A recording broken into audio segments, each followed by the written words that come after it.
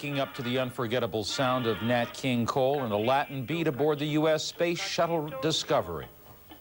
A little bit of a special wake-up call for Spain's astronaut that is on board the U.S. Space Shuttle. Of course, all the astronauts now up and working away. The Latin American song was played for astronaut Pedro Duque after the first Spaniard in space. It's, of course, the thrill of a lifetime to be one of the people that is up aboard that shuttle, even the second thrill of a lifetime for astronaut John Glenn. But as CNN's Miles O'Brien reports, there's one problem that all astronauts have to face, no matter where you're from, and that's how to dress for the part. Okay, I'm in. Phil West is in the know when it comes to NASA's latest attire for working in space. Flow and no leaks are both good. West used to work at NASA's spacesuit laboratory at the Johnson Space Center in Houston. Although he's not an astronaut, he knows the drill well. Before any walk in space, or extravehicular activity, as NASA calls it, an astronaut must don some sophisticated long johns laced with tubes filled with cold water. Yeah, it's starting to cool now. And a hot, sweaty astronaut is an unhappy astronaut. But so is one chilled to the bone. Flight gate is wrong, it's frozen.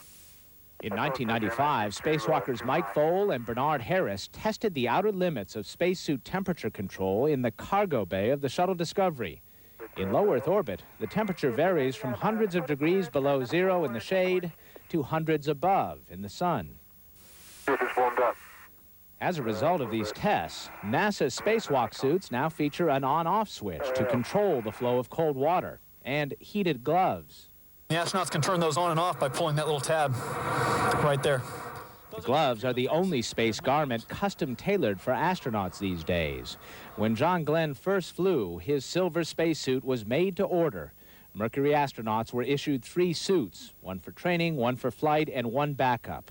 Each custom suit cost about $5,000. Of course, they weren't designed for a walk in space. Carrying a price tag of $10 million, new spacesuits designed to protect astronauts building the International Space Station are assembled from off-the-rack components. We can't afford to build custom spacesuits for everybody. It costs too much money, and we would take up too much space on space station.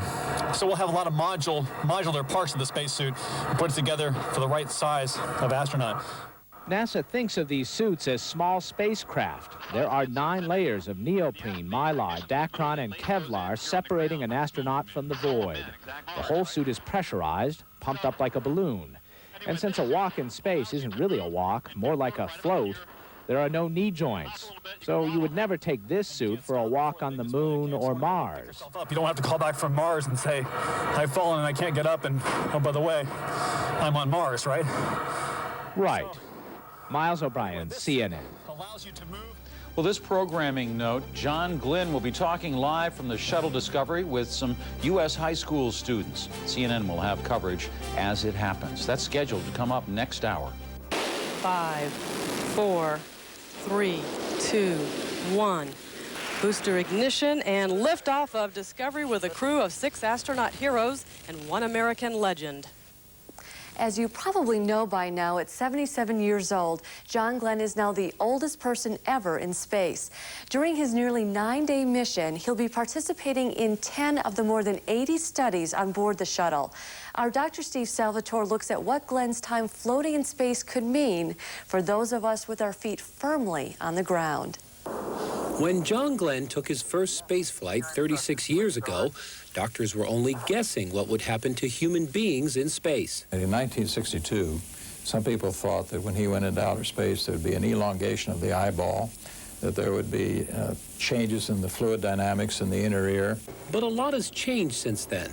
Years of medical experiments aboard rocket ships and space shuttles have given doctors a better understanding about how weightlessness affects the human body. And they found an interesting correlation. Some of the issues, problems, biological phenomena which are common with aging have similarities or parallels in changes which occur in space and flight. To further test those similarities, Glenn will be the subject of a variety of medical experiments to test balance, dizziness, and inner ear changes. And there will be more. Muscle loss, bone loss, changes in circadian rhythms, which are the body rhythms, and in sleep, alterations in the immune system, even some cardiovascular phenomena. The scientists hope this new information can be applied to elderly people living on Earth. The ultimate application of this information would be to design interventions, countermeasures, or preventions to prevent the loss of muscle mass, the loss of strength, to preserve function in older people as they age on Earth, as well as for those who will fly under conditions of weightlessness. But critics say this medical research isn't research at all. This scientific experiment isn't going to tell you about the relationship between aging and the deterioration of the body from weightlessness. It's going to tell you about the comparison of the deterioration of body and weightlessness and John Glenn. And they're concerned that this kind of experiment trivializes the space program. I think there's a risk that we might see down the road the employment of celebrities and citizens in space as a way to try to sustain public interest in the space program. But NASA and the National Institute on Aging disagree and say while they don't expect to draw major conclusions from the mission, they do hope to find some clues. The mission will have at least one conclusive finding, that people in their later years can still demonstrate strength, capability, and valor. And while we lose some things as we get older, we never lose the right stuff. Dr. Steve Salvatore, CNN, New York. Almost 9 days in space will likely leave Glenn feeling much older than his 77 years. So when he returns to Earth, he'll undergo a rigorous rehabilitation program to help get his body back to normal as quickly as possible. Tagen ist Weltraumveteran John Glenn wieder im All. In der Raumfähre Discovery umrundet der 77-jährige Astronaut die Erde. Und bisher läuft alles nach Plan. Heute nun standen medizinische Tests im Mittelpunkt der Mission, die für die Besatzung des Space Shuttle mit einem Ständchen begann. Mit Nat King Coles Schlager Cachito wurden die 7 Astronauten an Bord der Discovery geweckt. Die Bodenkontrolle Houston hatte sich diese Überraschung für Pedro Duque, den ersten spanischen Astronauten an Bord, ausgedacht.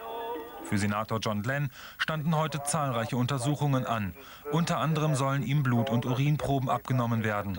Die Tests sollen Aufschluss über die Auswirkungen der Schwerelosigkeit auf Alterserscheinungen geben. Morgen wollen die Astronauten einen Satelliten aussetzen, der die Sonnenkorona untersuchen soll. Insgesamt wird John Glenn 9 Tage mit der Discovery im All bleiben. Sein erster Raumflug vor 36 Jahren hatte dagegen nur eine Erdumrundung lang gedauert.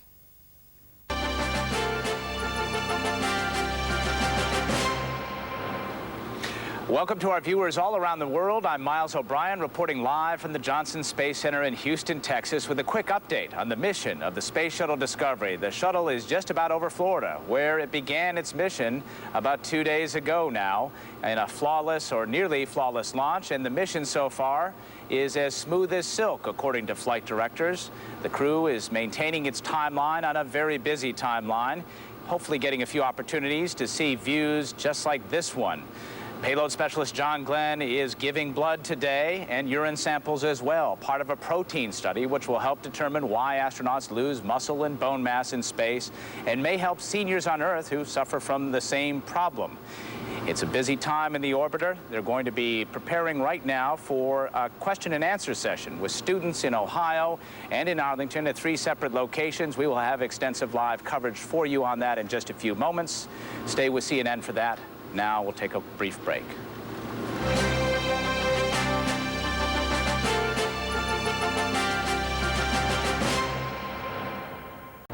Orbital pioneer John Glenn has returned to space.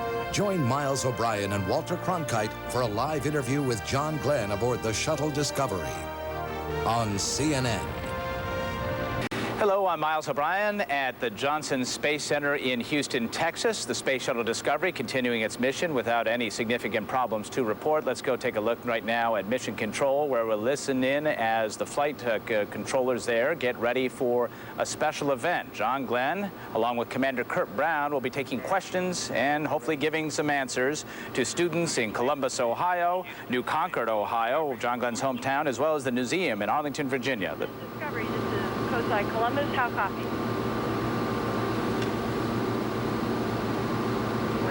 And we are ready for your question. Okay, Kurt, John, this is Kathy. I do just want to warn you that your 5th grade teacher, Miss Smith, has joined us here today in Columbus, and she's got a paper on her lap. I think she's going to be grading your questions. Here comes the first one for you now. Senator Glenn, were you more nervous being the first American to orbit the Earth or to be the oldest man ever in space? Well, I think they're both great things to participate in, and I had a wonderful time that first time. I think I was probably more nervous back in those days because we didn't know much about space flight back in those days. We're sort of feeling our way and finding out what would happen to the human body in space, and now we're putting the whole thing to work for everybody up here, and so I think I was a little more nervous the first time. Commander Brown, how fast can the spaceship go?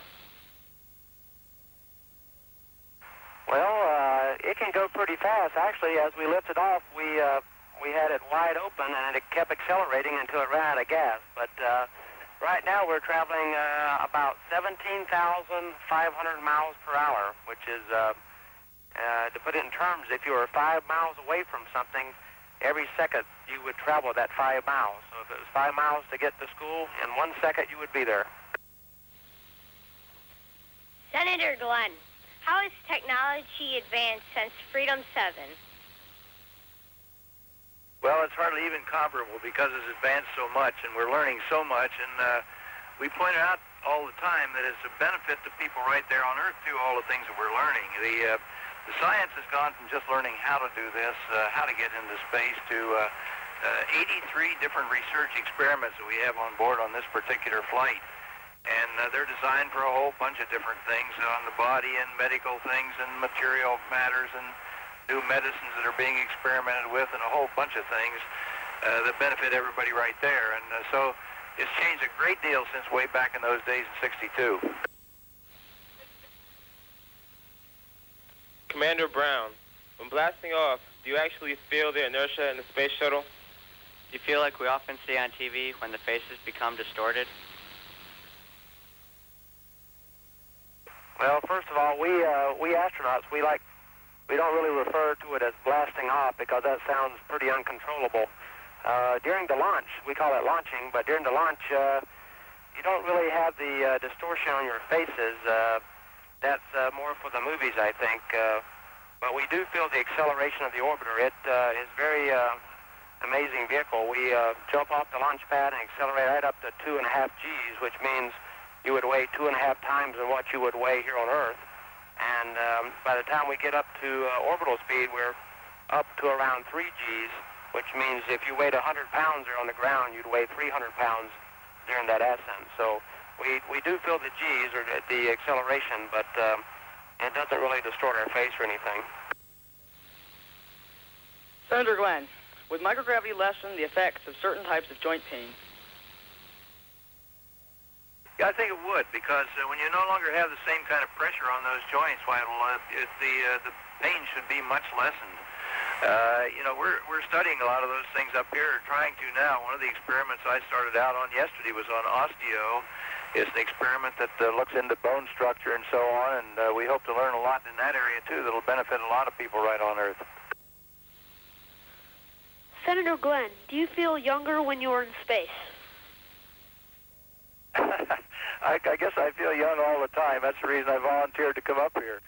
But it's a great place up here, and I'm having a great time. And, of course, I'm the oldest on the trip here, but we're getting along fine. I guess it's an advantage up here for older folks because in zero-G you can move around much more easily. I've been bumping my head a lot on things as I float around here, but that's all right. That's part of the course up here. But it's a great thing, and we just came over Florida just a few minutes ago here, and looking down on that and all the Bahama Islands just laid out like on a map. It was just absolutely beautiful. So that's enough to keep you young up here if you weren't when you got here. Senator Glenn, is it difficult to eat and swallow food?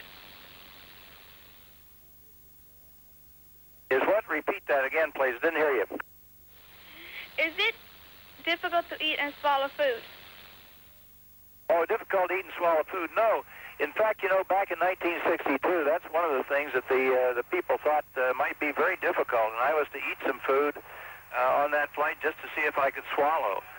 And now we have all kinds of food. I think there are 42 different kinds of food and drinks that we have here. Each person can pick their own menu coming up here. It's quite easy to swallow, but you have to be very careful you don't let the food get loose or it floats all over the place. Yesterday I was eating a little bit of oatmeal for breakfast, and some of it got loose, and instead of falling down on my chest like it would have on the Earth, it came up and stuck right in the middle of my glasses.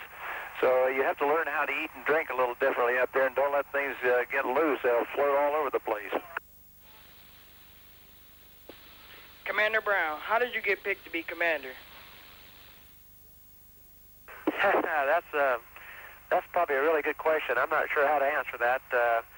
But when you get assigned to a space mission, our bosses are the ones who get together and decide who will be assigned to that mission. But I'm not sure how I got assigned here. I think anyone in the office, any commander in the office would have been able to take 95, and I suppose I was just the lucky one. It was my turn. Senator Glenn, do you think space travel will have a positive effect on people with osteoporosis or other degenerative diseases?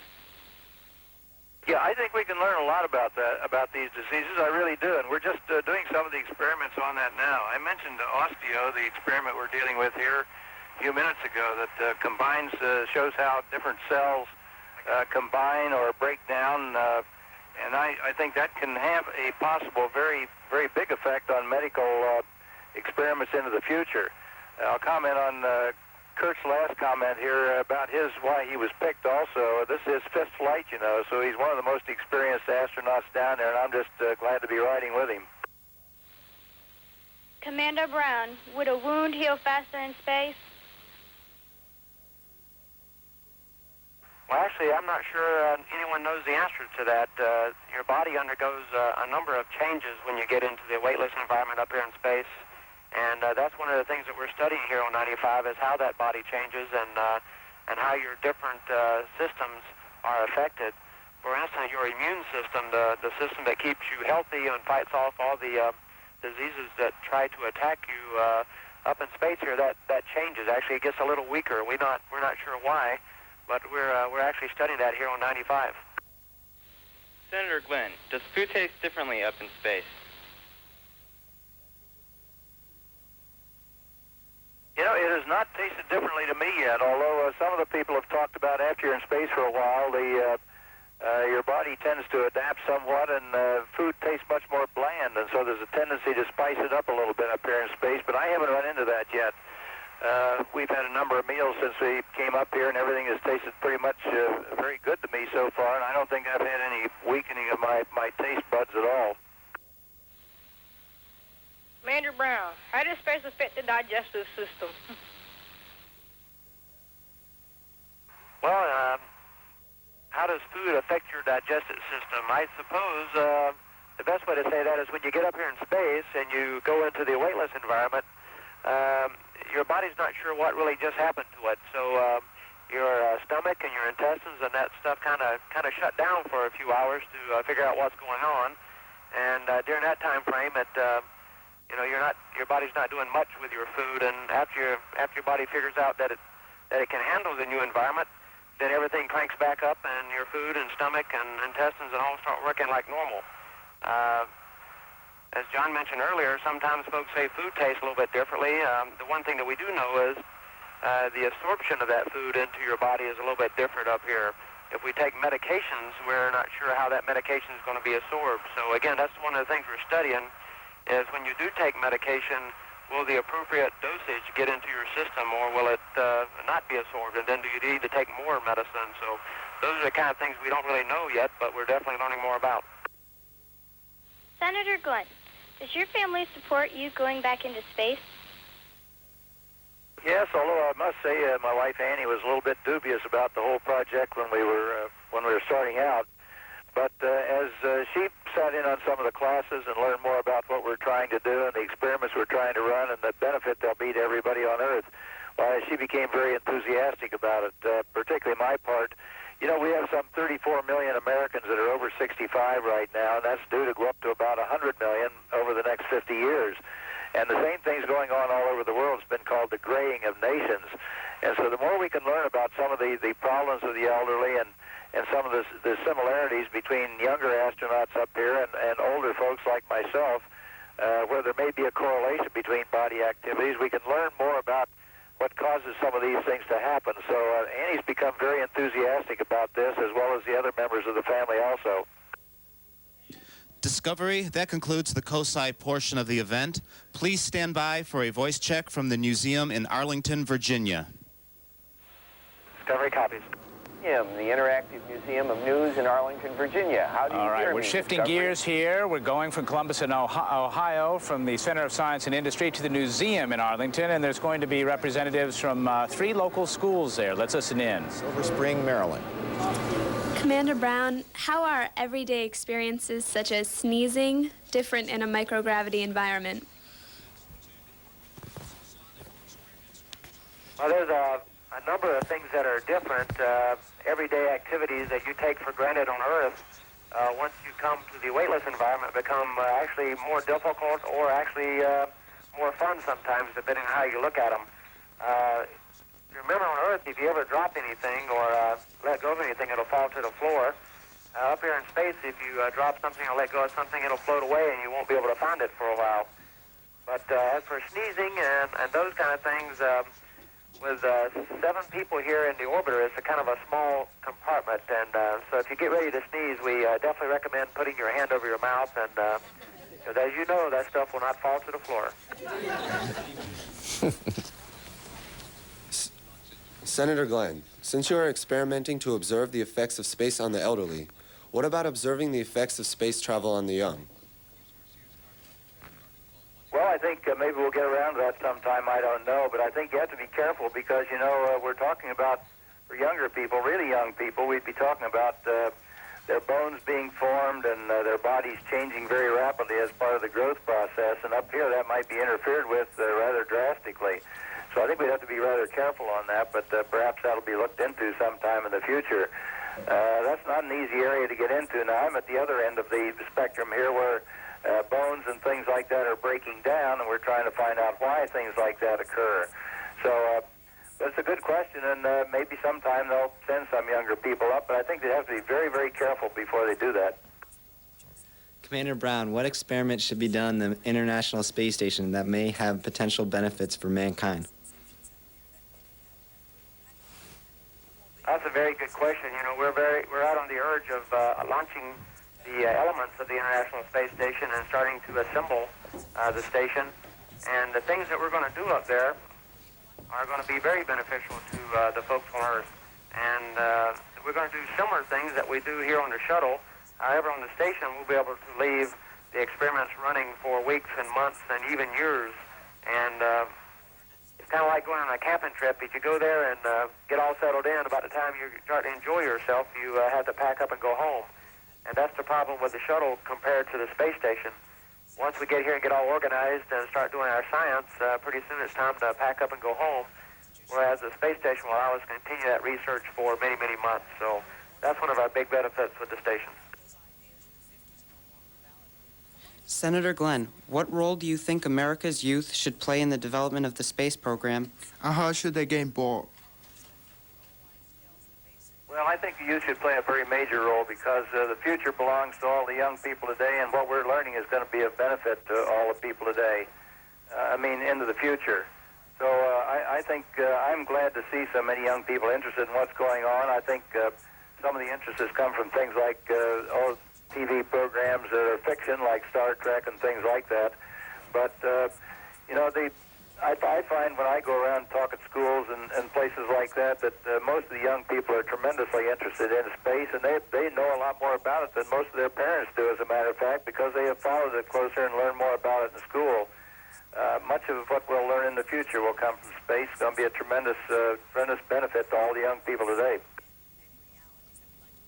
Commander Brown, what types of foods do you eat and do you enjoy them? Well, actually, the foods I eat, there's a lot of foods that we can pick from, and the foods that I picked on my flight, one of our favorites is shrimp cocktail. We had that actually last night at dinner, and we had some beef steak and some spaghetti and meat sauce, some teriyaki chicken, and for dessert we had some applesauce and some pudding and some candies. So we have a large variety of food, and it's a long way since the first flight of Senator Glenn. So we've got much better food. As for do they enjoy them? That's one of the more fun times of the orbiter life is when we all get together on the middeck and put our food together and tell stories and enjoy ourselves during the evening meal. Senator Glenn, how do you feel about being part of a scientific experiment as compared to being a pioneer in space travel?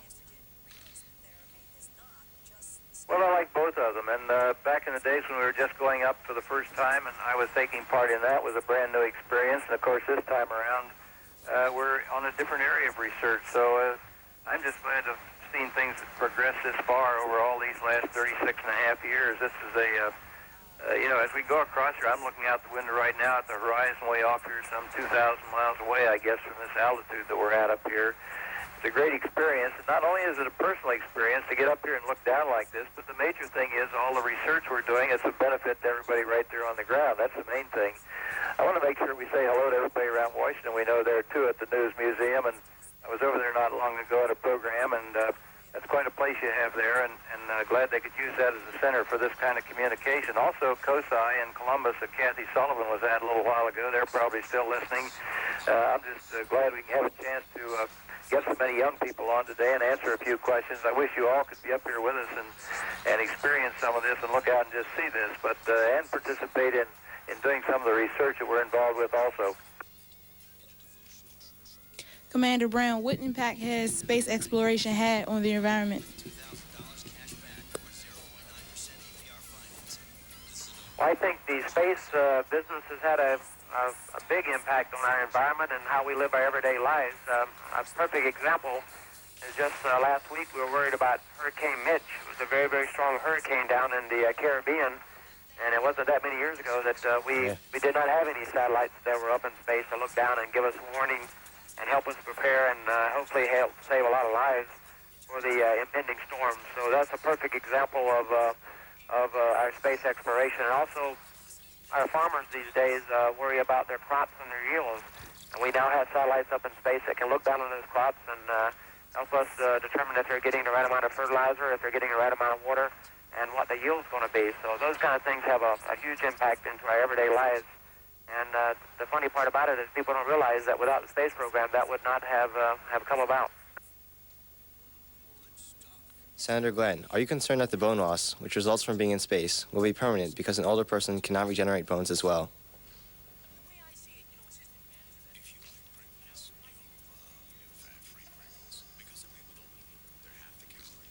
Yes, I'm concerned about it, but I'm concerned mainly that we do the research on it that we're doing up here, so we look into how we can prevent some of that sort of thing. I think the length of time that we're going to be up on this flight, just about 9 days, is not time enough that my bones will weaken to the point where it'll be a danger to me, but they're measuring that very, very carefully. We had very specific measurements of my bone and structure and everything several times over, repeated it several times. We'll be doing that post-flight also to see exactly what the effect has been. So that's one of the purposes of this flight, is to see whether there's as much change in the body of an older person as there is in the younger people who are the rest of the crew up here now.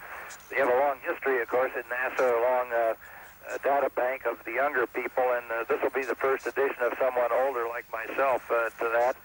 And I think that eventually we'll probably send more older folks up to continue this.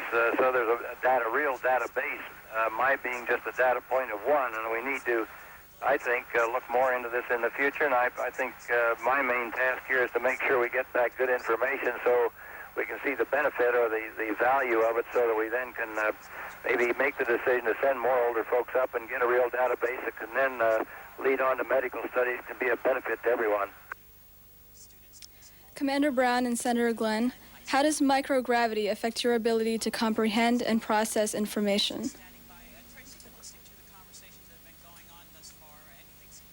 Well, I'll take that question first. I don't think it really has that much effect on how to comprehend or understand what's, process information, but it's kind of, I reckon my example would be it's like riding in a car as a passenger reading a book and trying to concentrate on the book. There's a lot of things around you happening, a lot of things going by the windows, a lot of other people maybe talking in the car, and those kind of things do affect how your space operations happen. So you have to be focused and concentrate and be very attentive to what you're doing up here. Discovery. That also here, and one of the It's a very good question, and one that the scientists are interested in looking into. In fact, one of the experiments I'll be dealing with is called cognitive responses.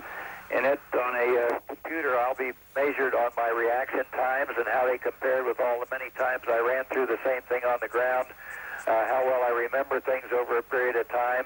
It's a test that takes about 25 minutes to run, and we did it many times on the ground, and now we'll do it many times up here while we're in flight. And I'll do the same thing when we get back to Houston to see how the changes, what changes there were in flight and post-flight also. So it's called cognitive response. It's reaction time and memory time and comprehension time, and so that's one of the things we're looking at.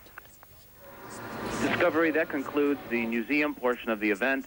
Please stand by for a voice check from John Glenn High School. We are going to take a quick break. We're going to move on to New Concord, Ohio. John Glenn High School, the location there. A battery of questions in store for our friends in orbit, but we'll take a brief break and rejoin that when we return. Stay with us.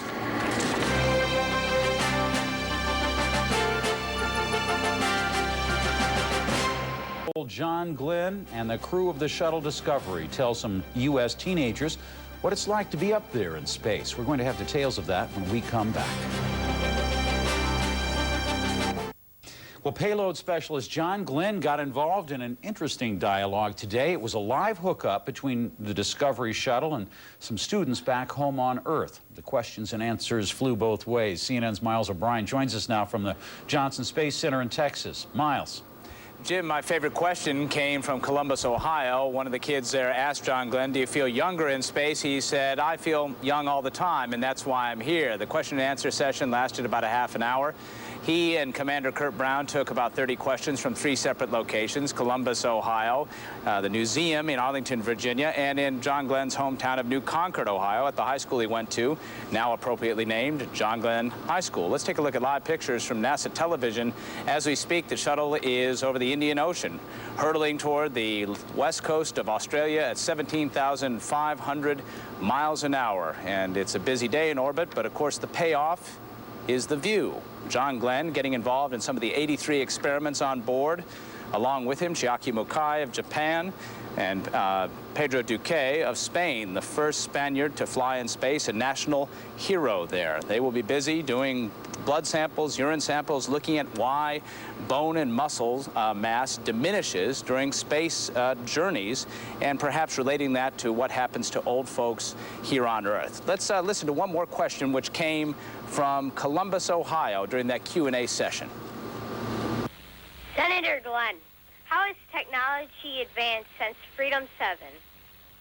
Well, it's hardly even comparable because it's advanced so much and we're learning so much, and we point out all the time that it's a benefit to people right there on Earth, too, all the things that we're learning. The science has gone from just learning how to do this, how to get into space, to 83 different research experiments that we have on board on this particular flight. And they're designed for a whole bunch of different things on the body and medical things and material matters and new medicines that are being experimented with and a whole bunch of things that benefit everybody right there. And so it's changed a great deal since way back in those days in '62. In about an hour, lunch will be served aboard Discovery. John Glenn today eating shrimp cocktail, cheddar cheese spread, and a peanut butter and jelly tortilla for dessert, chocolate pudding, and he'll drink some lemonade. Miles O'Brien, CNN, reporting live from the Johnson Space Center, Houston. Jim? All right. Thank you, Miles. Continuing to cover the space mission of John Glenn.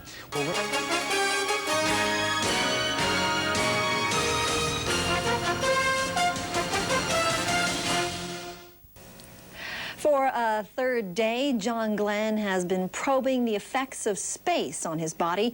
He's not the only member of the Discovery crew who is hard at work. Far from it. CNN's Tony Clark reports from Mission Control. Tony?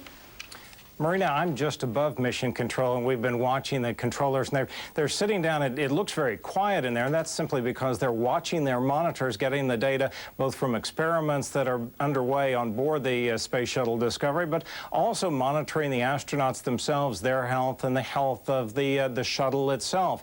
For the astronauts, this has been, in fact, a very busy day for the 7 Discovery astronauts.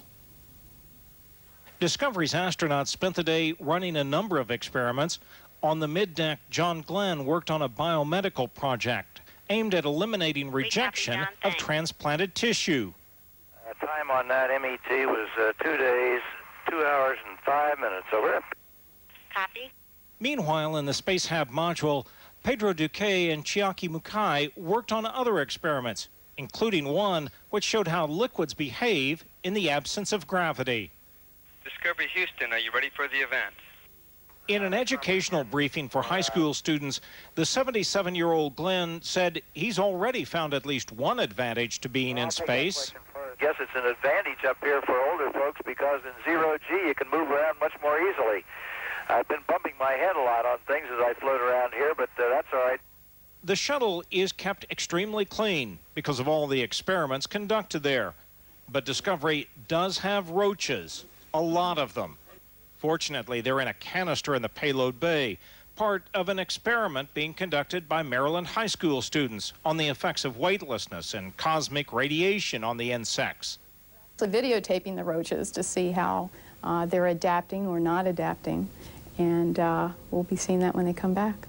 Sunday, Discovery's crew will deploy the Spartan satellite for 2 days of solar observations. It will be lifted out of the payload bay and released. The Spartan does what's called a pirouette, and it isn't really a turn, as it suggests, but it's a little maneuver where it rolls to one side and then it rolls back. And that's essentially waving goodbye to us, that it's active and ready to go. The shuttle will move 35 to 50 miles away from Spartan, then 2 days later, come back to pick it up. Preparations are underway right now for that deployment tomorrow of the Spartan satellite. In fact, as we've looked around at Mission Control on the big screen in there, you could see the Spartan satellite. What they're doing is they are making sure all the alignments are right so that when the satellite is grappled by the remote manipulator arm tomorrow, that everything will go smoothly. And that's the way this mission has gone from the start. It has gone very smoothly. I'm Tony Clark, CNN, reporting from Mission Control at the Johnson Space Center. Thank you, Tony. And we'll hear directly from the Discovery crew tomorrow. CNN's Miles O'Brien and Walter Cronkite will anchor our coverage of the astronauts' news conference beginning at 5:30 p.m. Eastern Time. Jean? Start der Discovery ist Amerika im Raumfahrtfieber. Die Aktionen der Crew, dessen Star natürlich der 77 Jahre alte Nationalheld John Glenn ist, liefern die Schlagzeilen für die täglichen Nachrichten. UNO-Generalsekretär Annan hat dem US-Senator herzliche Glückwünsche ins All geschickt. Glenn solle ein Pionier des langen Lebens werden. Aus dieser Perspektive können die Astronauten dem Rummel um ihre Mission gelassen zusehen. Bisher leistet die Crew eine vorzügliche Arbeit. Alle Experimente verlaufen planmäßig, so NASA-Missionschef Bentel. Zwischendurch bleibt Glenn und Co. sogar Zeit für Live-Interviews mit irdischen Fernsehstationen.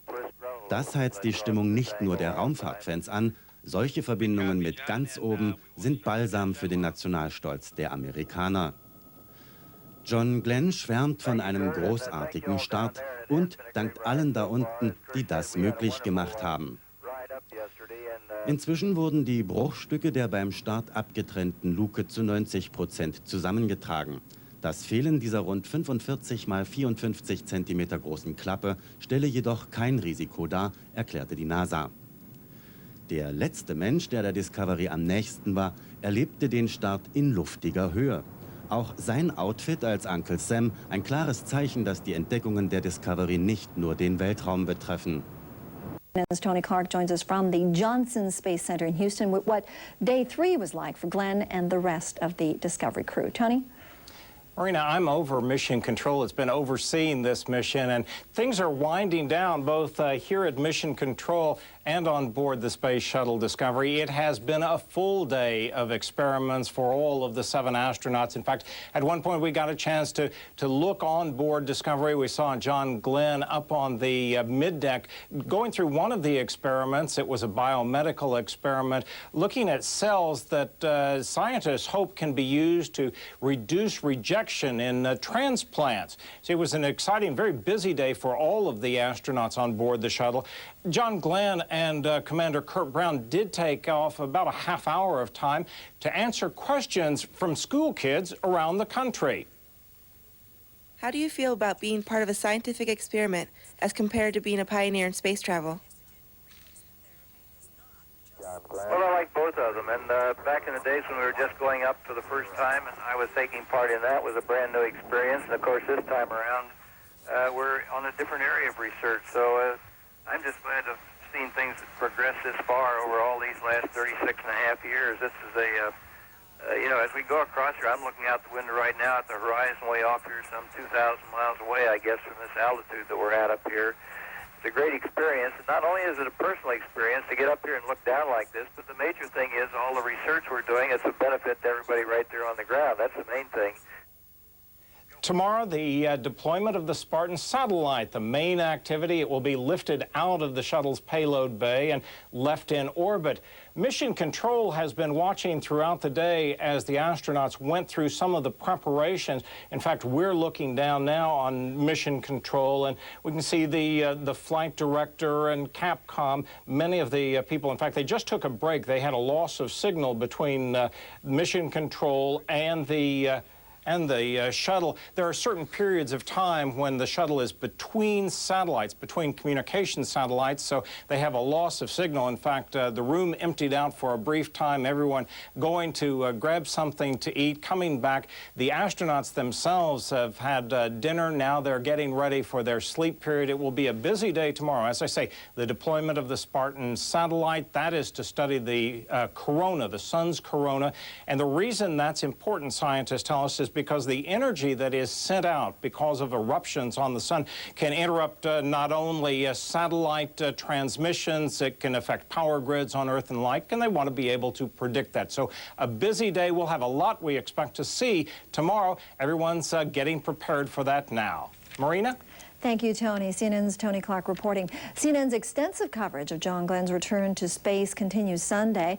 NASA Administrator Dan Golden is a guest on Late Edition at noon Eastern Time, 9 a.m. Pacific.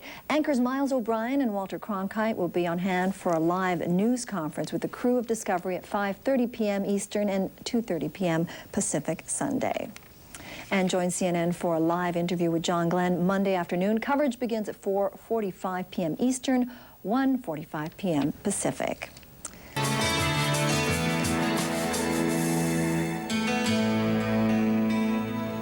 In about an hour, the international crew aboard the United States Space Shuttle Discovery is to be awakened by Mission Control. CNN's Miles O'Brien has more on the busy day ahead of them. If at first you don't succeed, NASA is trying once again to successfully launch and retrieve the sun-seeking Spartan satellite. The $10 million reusable device contains 2 telescopes. Scientists hope it will help us learn more about the sun and more specifically how our sun's corona and the so-called solar wind affects life here on Earth. Those winds bombard our planet with tiny electrically charged particles, often disrupting telephone and television communication. The forces are titanic, and we can't change those, but we can at least adapt around them, just like we do when we step out of the way of a hurricane or advise people who are in the path that something is coming. We'll go ahead and match it and re-grapple. This is a reflight of the 4th Spartan mission. Last November, another shuttle crew tried to fly the satellite, but a combination of failed software and human error left Spartan tumbling out of control. Let's decide what we're going to do with it. Eventually, 2 spacewalking astronauts had to retrieve the telescope by hand. This time around, NASA has improved the software, the camera at the end of the robotic arm, and is giving the crew more time to troubleshoot any problems. You don't want to make big changes because you could change something that has been proven safe into an unsafe mode. You'd rather make minimal changes, and that's what we did. Mission specialist Steve Robinson will be operating Discovery's robotic arm as Spartan is plucked from the payload bay and sent on its way for a 2-day orbital jaunt.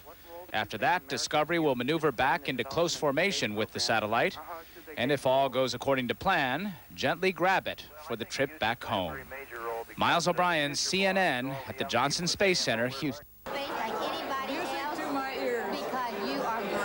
Der Traum vom All hat Jerry dieses Jahr aus Südafrika zurückgeholt. Mit der Unterstützung von Freunden und wildfremden Menschen kam sie zurück, um es noch einmal zu versuchen. Dieses Mal hofft sie, dass sowohl ihr Geschlecht als auch ihr Alter zu ihren Gunsten stehen. Sie will die NASA davon überzeugen, dass auch sie in der Lage ist, ins All zu fliegen. Unter dem Druck der Öffentlichkeit rief Daniel Goldman, ein hohes Tier der NASA, sie zu sich. Ich habe ihr mitgeteilt, dass wir sie nicht so einfach dorthin schicken können, ohne die Ergebnisse der wissenschaftlichen Prozesse abzuwarten.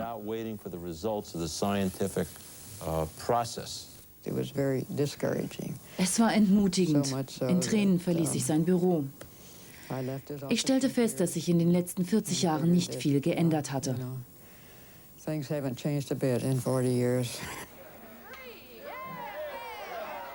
Seitdem hat Jerry ein paar sehr einflussreiche Freunde gefunden.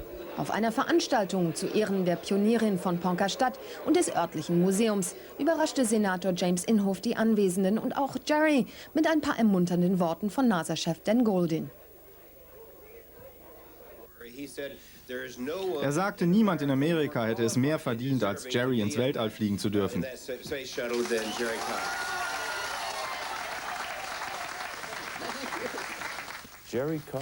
Jerry Cobb ist eine herausragende Person. Und wenn wir weitermachen, hat sie sehr gute Chancen, in die engere Wahl zu kommen. Obwohl es kein Versprechen ist, könnte es die Chance für Jerry sein, endlich nach den Sternen zu greifen. Schuldet die NASA Ihnen nicht einen Flug? Die NASA schuldet mir überhaupt nichts. Es ist eine Ehre, ins All fliegen zu dürfen. Ich möchte dorthin. Ich möchte fühlen, wie es dort ist. Das steckt einfach in mir.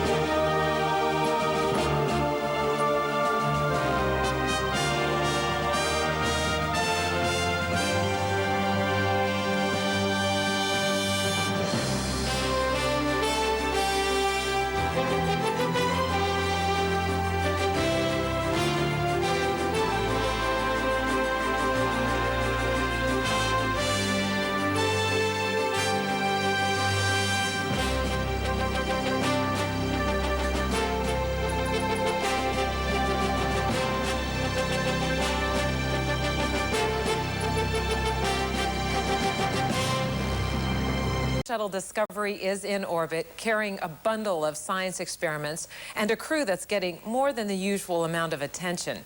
It includes John Glenn, who stepped into the history books almost 37 years ago as the first American to orbit the Earth.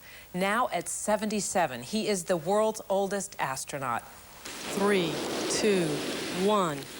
Discovery lifted off on Thursday afternoon for 9 days of scientific study.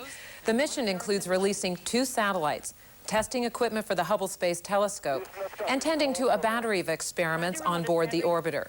Miles O'Brien looks at some of the highlights.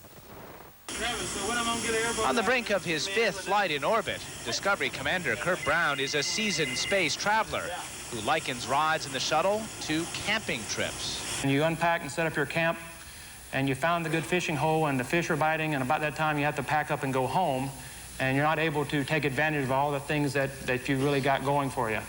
So much to do, so little time. That's how the Discovery 7 views their mission. Spaniard Pedro Duque is the rookie of the group. He's been waiting 6 years for a flight. He will be the first person from his country in space. His crewmate, Chiaki Mukai, is the first Japanese woman in orbit. More than 80 experiments will be staged on the decks of Discovery. They run the gamut from plant growth to oyster toadfish to cockroaches in outer space. But the crew isn't worried. NASA assures us the roaches will float in, but they won't float out.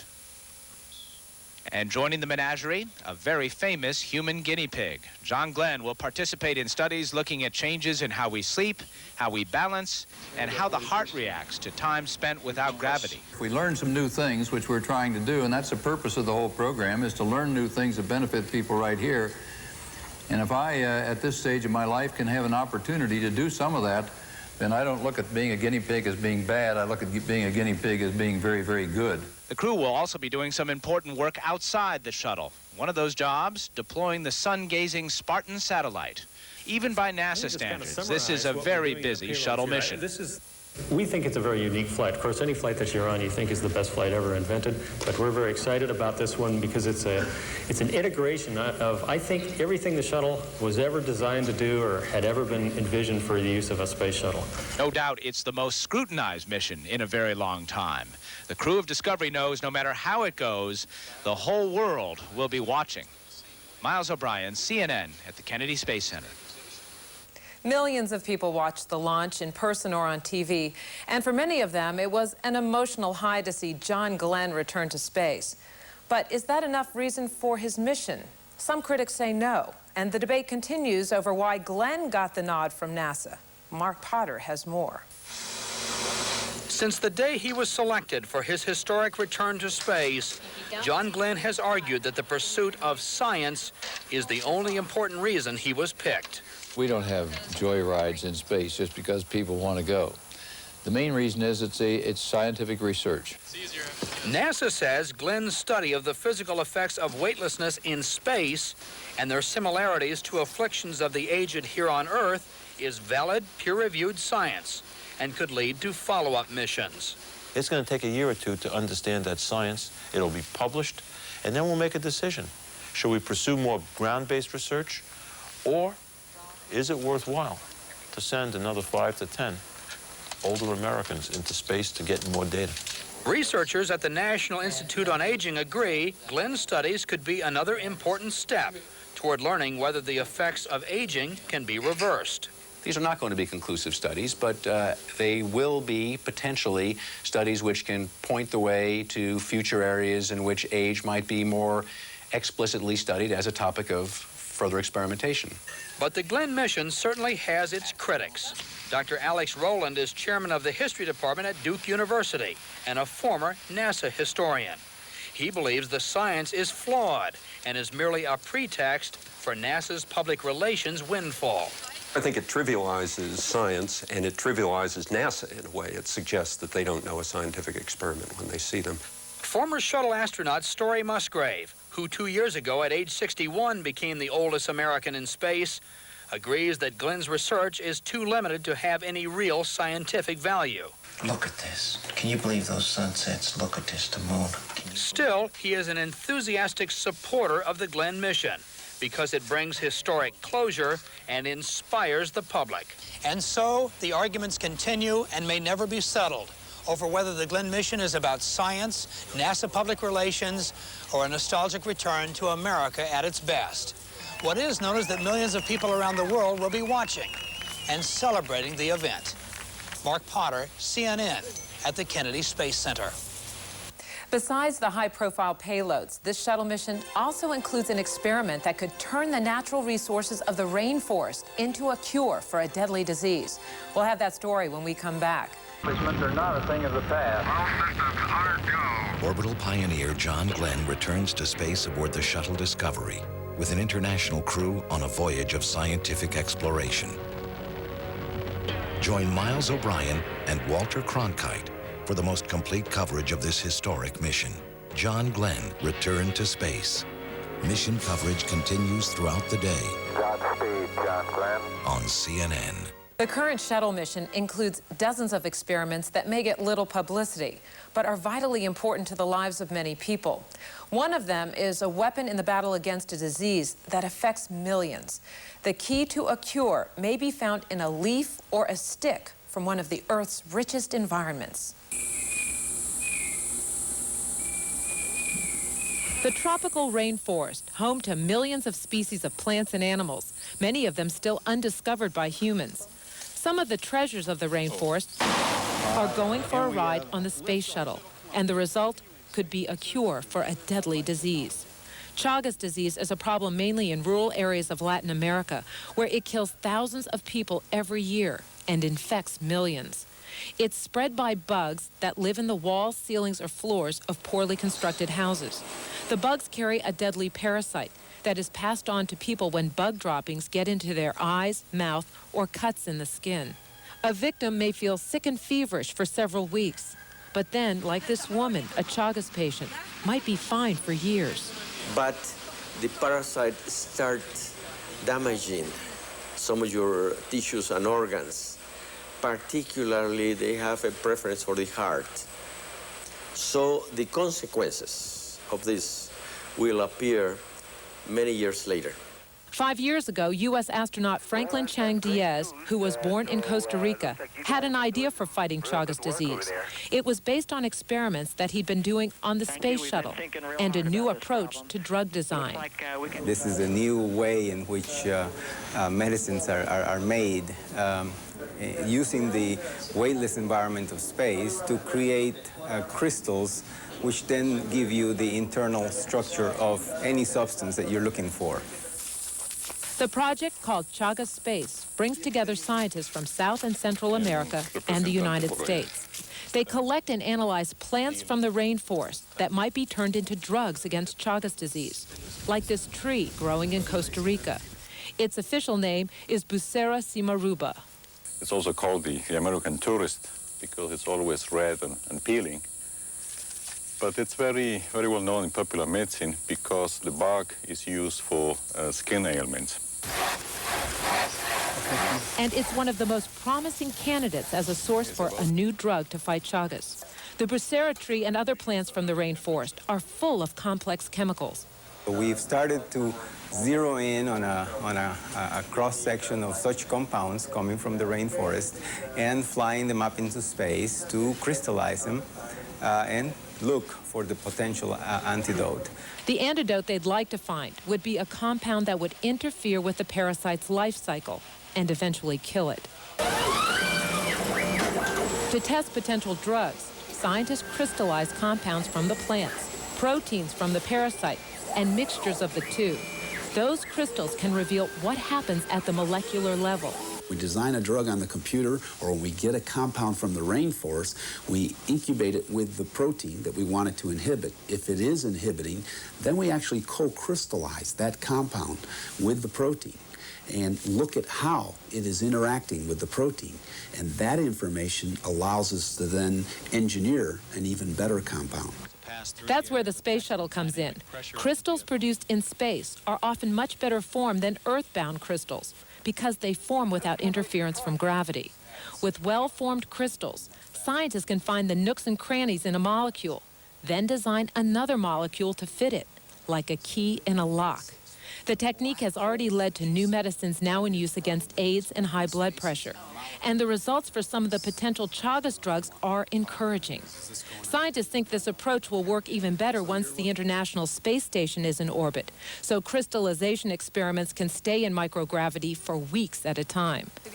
While the biggest hope of the Chagas space researchers is to find a cure for Chagas disease, they say everyone has gained from this international cooperation.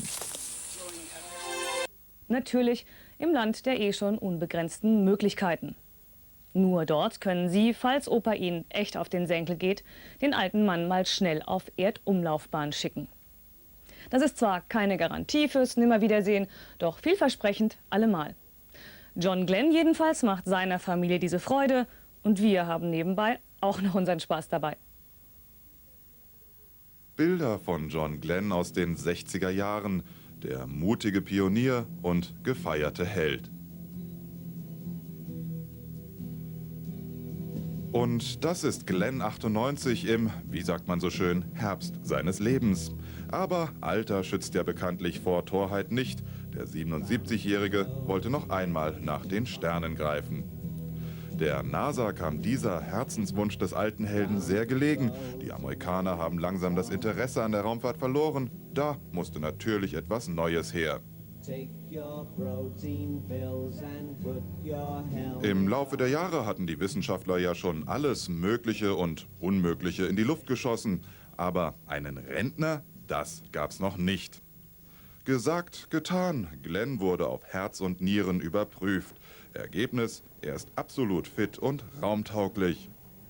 Den Tests folgte das Training. Wie rettet man sich in unmöglichen Situationen aus misslichen Lagen? Natürlich muss ein Raumfahrer auf alle Eventualitäten vorbereitet sein. Und da Glenn schon aufgrund seines Alters ein Risikopassagier ist, flogen diesmal auch 2 Notärzte mit. Schließlich sind die einzigen Sonden, mit denen man sich in diesem Alter normalerweise beschäftigt, Magensonden. Offiziell sollen mit der Mission die Auswirkungen der Schwerelosigkeit auf alte Menschen erforscht werden. Nein, es geht nicht um Rheuma oder Inkontinenz, sondern um langweilige Themen wie Muskelgewebe und so weiter. Aber eigentlich hat die Mission Correga 1 einen ganz anderen Sinn. Sie soll der Popularität der NASA einen neuen Schub verleihen. Denn Popularität ist gleich Unterstützung und Unterstützung ist gleich Geld für künftige Projekte.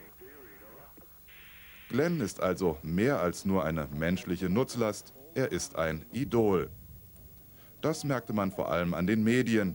Jeder Schritt des Astro-Opas wurde genau verfolgt, die anderen Besatzungsmitglieder dagegen mit Missachtung bestraft. Am Donnerstag dann war Raumschiff Enterprise endlich startklar. Nach einigen Verzögerungen wegen technischer Pannen und einem verirrten Flugzeug im Luftraum war der große Augenblick gekommen.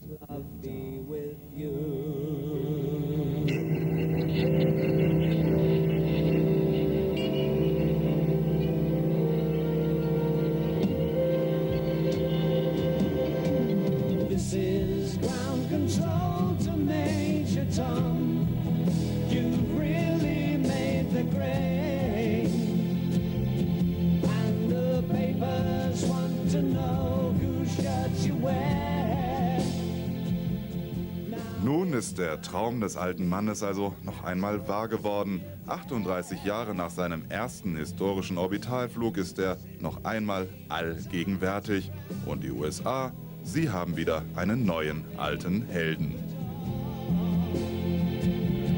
And I'm floating in a most peculiar way. And the stars look very different today.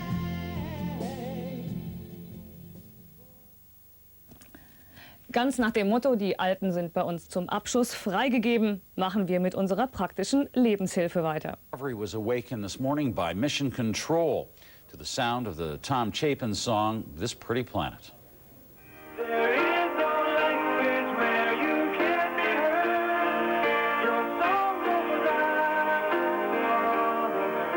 What a view as you wake up in the morning. Well, anyway, the day ahead promises to be a busy one for this shuttle crew. On Sunday's schedule, an experiment involving John Glenn's sleep patterns and the deployment of the Spartan solar physics satellite. This is Late Edition, the last word in Sunday Talk. 3, 2, 1. Booster ignition and liftoff of Discovery with a crew of 6 astronaut heroes and 1 American legend. America's first man in orbit is back in space again.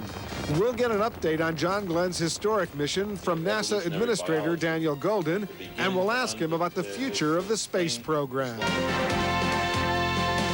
Live from CNN in Washington, this is Late Edition with Wolf Blitzer. It's noon in Washington, 10 a.m. in Houston, 9 a.m. in Los Angeles, and 8 p.m. in Baghdad. Wherever you're watching from around the world, thanks for joining us for this 90-minute Late Edition. We'll get to our guests shortly, but first let's check in with CNN reporters covering the hour's top stories around the world. Astronaut John Glenn. CNN's Tony Clark is at the Johnson Space Center in Houston with the latest on the mission. Tony? Well, if you know, John Glenn takes a back seat to what is really one of the high points of this mission this afternoon, the deployment of the Spartan satellite. Just about 2 hours from now, astronaut Steve Robinson will use the shuttle's remote manipulator arm to lift the Spartan satellite out of its cradle in the payload bay and drop it off in space for about 43 hours of solar observations. The shuttle will move somewhere between 35 and 50 miles away from the Spartan satellite while those observations are underway, and then on Tuesday come back and pick it up. The information gained from the Spartan satellite is important because solar disturbances can affect satellites, electric grids, power grids on Earth. And so what scientists want to do is to be able to predict when these solar occurrences are going to take place and make preparations for it.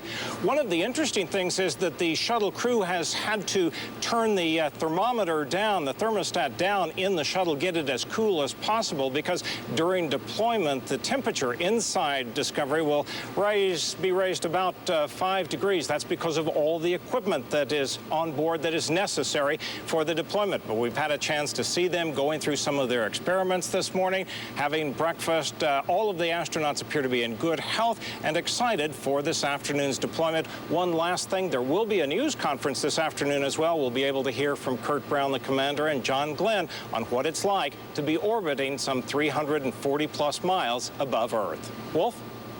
Okay, Tony Clark reporting from Houston. The success of the Mars Pathfinder mission last summer and John Glenn's return to space have heightened public interest in the U.S. space program. Joining me now to talk about John Glenn's mission as well as some of the challenges facing NASA is the space agency's administrator, Daniel Golden. Mr. Golden, welcome to Late Edition. Great to be here, Wolf. So far, is everything going according to plan? Any snags at all? We're ahead of schedule. We've had a few problems. As you know, on launch, we lost the door covering the parachute. We had a few little problems on orbit, but they're minor. And this is what the space frontier is about, surprise and being able to react to it. All right, I want to give you a chance to respond to some of the critics. Everyone is obviously very excited about this mission, but there are critics who are trying to rein a little bit in on NASA's parade right now. Let me read to you what Chuck Yeager, the first man to break the sound barrier, what he told the San Antonio Express News this week. He said, quote, "It's a payoff to John Glenn for his support of Clinton and also the NASA budget. NASA needs the publicity, and they couldn't have picked a better guy to hype the space program." We're about science and opening the space frontier. To make sure this wasn't political, when John Glenn first approached me, I asked my staff to call the White House and ask that this decision be mine. I had no discussions with the president, vice president, or staff of the White House. This is not NASA's program. It's America's program. And it's peer-reviewed, good, meritorious science. The scientific community supports it. Most of the science was selected before we selected John Glenn. And those critics, including the Wall Street Journal and others, Rush Limbaugh, who say this is a payback to John Glenn for his support of President Clinton during the campaign fundraising investigation in the face of challenges from the chairman, Senator Fred Thompson? I stand behind what I said. The space program belongs to America, not to Democrats or Republicans. This is our program, and I will do whatever it takes to make sure it's not in the realm of the political aspect. All right, when you were, right after the launch of this latest mission, you spoke very glowingly of President Clinton and his role in getting this going. Let's listen to specifically what you said. I want to introduce to you a man who cares about America's space program, who cares about America's future. And when we had those battles up in Washington, he made sure we're going to build a space station. Some thought you were being a little bit too effusive in your praise for the president only days before this election. The president is the president of the United States. It's the first time a president came down to Cape Kennedy to see a launch. He stood behind us. We almost lost the space station, and I felt it was very appropriate to talk about the president. There have been other leaders of the country down at the Cape, and when they supported the program, I've been just effusive about them. Okay, what's next on the agenda after this mission comes back safely? What's your top priority after that? Getting the International Space Station built. If it's safe to launch on November 20th, we launch the first element from Baikonur in Kazakhstan, then December 3rd from Cape Kennedy, April from Cape Kennedy, and then next summer from Baikonur again, and then 45 launches over 5 years from four different launch sites around the world. You know, a lot of people are afraid that the Russians, who are supposed to help pay for some of this, simply are not going to have the money. They're having troubles, as you know, making ends meet. Who's going to pay for all of this if the Russians can't come up with the cash? The Russians don't have the money, and we're doing two things. First, in case they cannot perform, we're building some equipment in the United States to keep the space station up and running. Secondly, we're working with the Russians. You know, during the Cold War, we spent $5 trillion to win the peace. We are now talking about hundreds of millions of dollars. We're on the 2-yard line ready to go in for a touchdown. We'll work with them and buy specific goods and services so that we could get on with this program. Yeah, I was going to just say, they've had so many problems, though, with their own Mir program. How do you know that there's enough confidence in their capabilities to deal in this kind of very, very important matter that could endanger U.S. lives if, in fact, they make a mistake? Safety is the #1 thing we do, but the space frontier is unforgiving and we have problems. Quite to the contrary, Mir has been up there 12 years without loss of life. It is the longest flying vessel in the history of the world. When you get involved in space, billions of people come into your laboratory, so you see the problems. But the fact of the matter is, Mir has been a very safe laboratory, and we learn from Mir, and as a result, the space station will be safer. You know, some other critics say that what you should really be doing is what you did with Mars, unmanned missions, a lot cheaper, a lot less risky to human life, obviously. Why not pursue the unmanned aspect like the Mars Pathfinder as opposed to this International Space Station, which is going to be so much more expensive? Because life is about doing the right thing. America does take risk when it's important, when there's a payoff. When it's appropriate to send robotic probes, we send them. But ultimately, there will come a day when we're ready to send people to Mars, and we will. This is a nation of explorers. We're not afraid of going to the frontier, and when the rewards outweigh the risk, by God, we're going to go there. And I might point out, in our laboratories, I've yet to see robots do the work of scientists, the dexterity, the adaptability, and the inspiration and human experience. It's part of life. This sending John Glenn back up into space, how important was that for the morale of your agency and for all those involved in the space program? It's another event. I'm thrilled that John Glenn is going back to space, but it's another event. It's symbolic. The space program opened up with John Glenn and Alan Shepard flying. Phase 1 is closing this week with the flight of John Glenn. Phase 2 opens up November 20th with the International Space Station.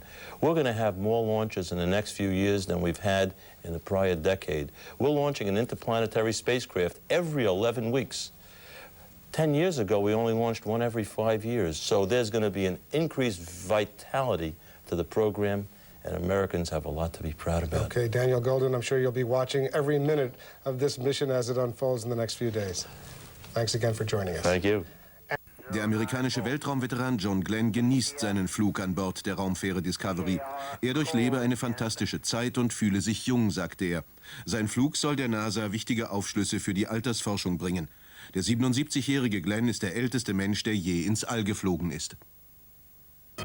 Italy's Mount Etna is lighting up the night sky with red-hot eruptions and a new flow of lava. Etna erupted last in June, and the area around the crater was declared off-limits to tourists. The volcano has the longest history of eruptions ever recorded. Well, it's been a very busy day so far for the crew of the Space Shuttle Discovery. The astronauts have just completed one of the biggest tasks on Sunday's to-do list, the release of the Spartan solar physics satellite. CNN's Miles O'Brien explains what Spartan is designed to accomplish. If at first you don't succeed, NASA is trying once again to successfully launch and retrieve the sun-seeking Spartan satellite. The $10 million reusable device contains 2 telescopes. Scientists hope it will help us learn more about the sun, and more specifically, how our sun's corona and the so-called solar wind affects life here on Earth. Those winds bombard our planet with tiny electrically charged particles, often disrupting telephone and television communication. The forces are titanic, and we can't change those, but we can at least adapt around them, just like we do when we step out of the way of a hurricane or advise people who are in the path that something is coming. We'll go ahead and match it and re-grapple. This is a reflight of the 4th Spartan mission. Last November, another shuttle crew tried to fly the satellite, but a combination of failed software and human error left Spartan tumbling out of control. Let's decide what we're going to do with it. Eventually, 2 spacewalking astronauts had to retrieve the telescope by hand. This time around, NASA has improved the software, the camera at the end of the robotic arm, and is giving the crew more time to troubleshoot any problems. You don't want to make big changes, because you could change something that has been proven safe into an unsafe mode. You'd rather make minimal changes, and that's what we did. Mission specialist Steve Robinson will be operating Discovery's robotic arm as Spartan is plucked from the payload bay and sent on its way for a 2-day orbital jaunt. After that, Discovery will maneuver back into close formation with the satellite and if all goes according to plan, gently grab it for the trip back home. Miles O'Brien, CNN, at the Johnson Space Center, Houston. All right, a footnote to that story, and that is that now Spartan has been successfully launched by this shuttle crew. John Glenn wasn't really involved in it.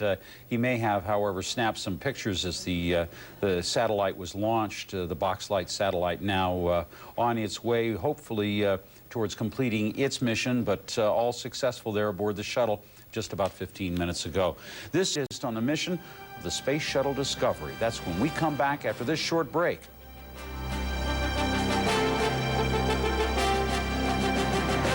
Shuttle Discovery has successfully released the Spartan satellite. The crew used a 16-meter-long robotic arm to deploy the satellite into space. The Spartan satellite is designed to spend 2 days collecting information about the sun before the shuttle then uses the same arm to retrieve it on Tuesday.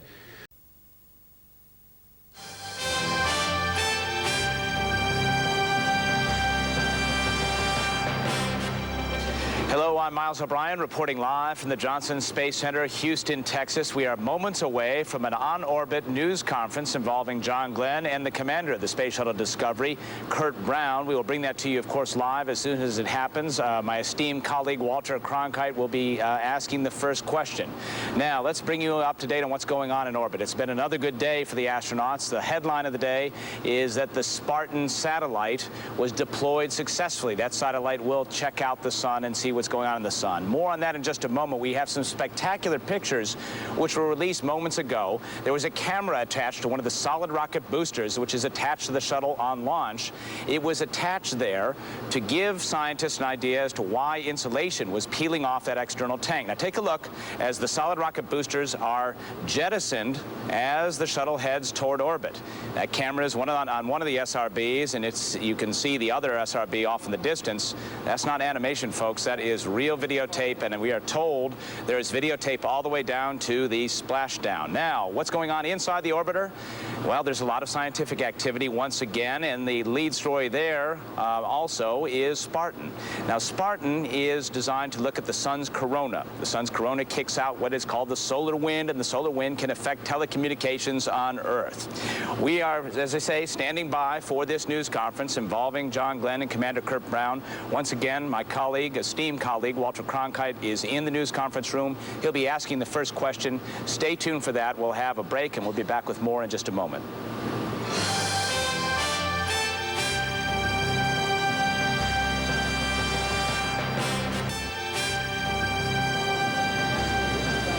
Back live at the Johnson Space Center, Miles O'Brien, CNN, offering you continuous coverage of STS-95, the return of John Glenn to space. Let's look at some live pictures from space as we speak. The Space Shuttle Discovery is now in the fourth day of its mission. It's been a good day once again for the astronauts on board. They've had some good luck thus far, a lot of smiles on board.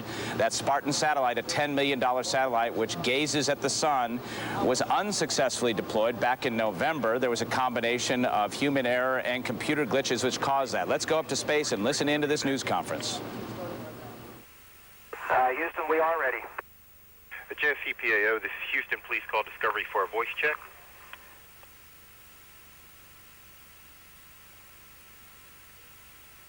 Good afternoon, PAO. We have you loud and clear.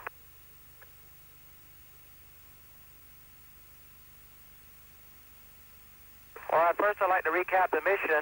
So far we've had a very, very successful mission. We've gotten a lot of science and events accomplished. We've deployed 2 satellites so far, and this morning we had the opportunity to deploy the Spartan spacecraft, and that went very, very well. And it's now off on its own collecting science for the next 2 days. We've completed a lot of science in the Space Hab. Shiaki and Pedro have been very, very busy there, along with actually Steve Lindsay and Steve Robinson and Scott, and everything's been going our way the last couple of days, and everything seems to be coming together, and we're getting some good science and good returns. So with that opening statement, I'll be glad to open it up for questions.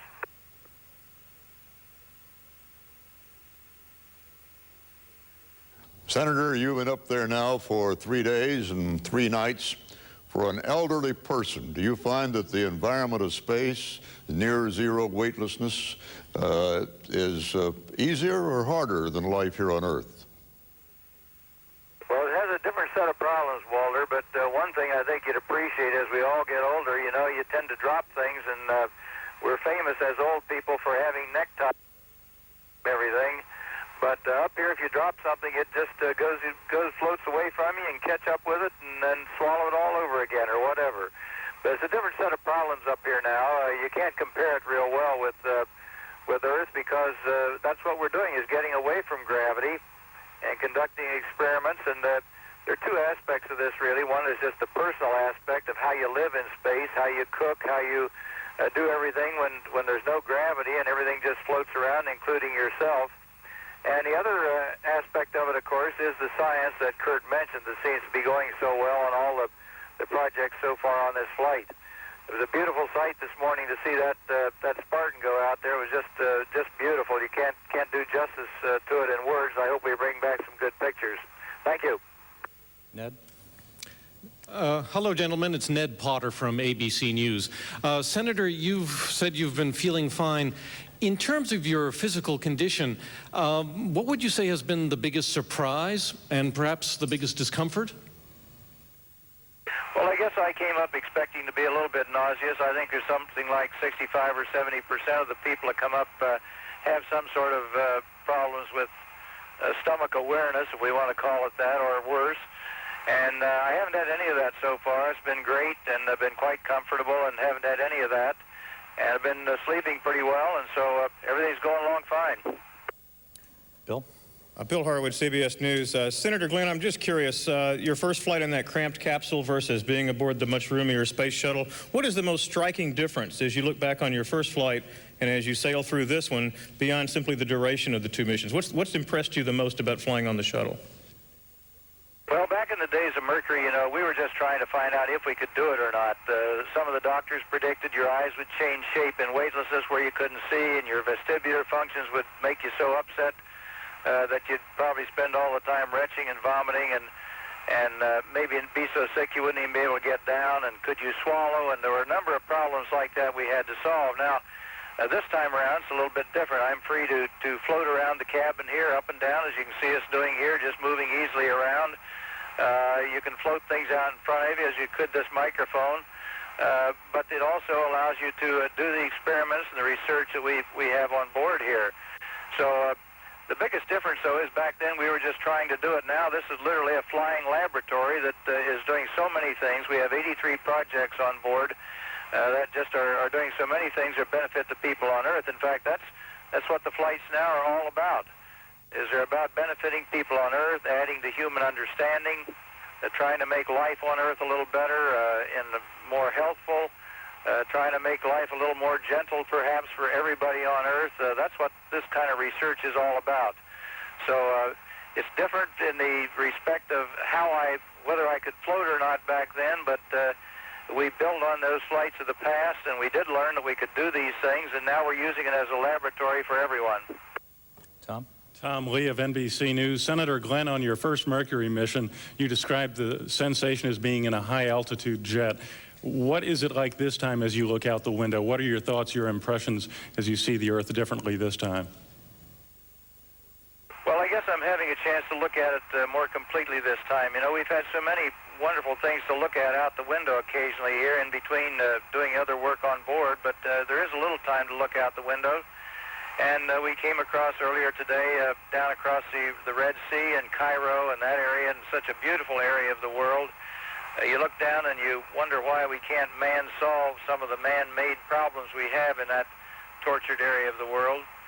And then last night we were looking, coming across South Africa, just literally hundreds and hundreds of lightning flashes from many thunderstorms in different areas. I would say that with all of them together, we probably saw 600-700 flashes, something like that, in different parts from this altitude.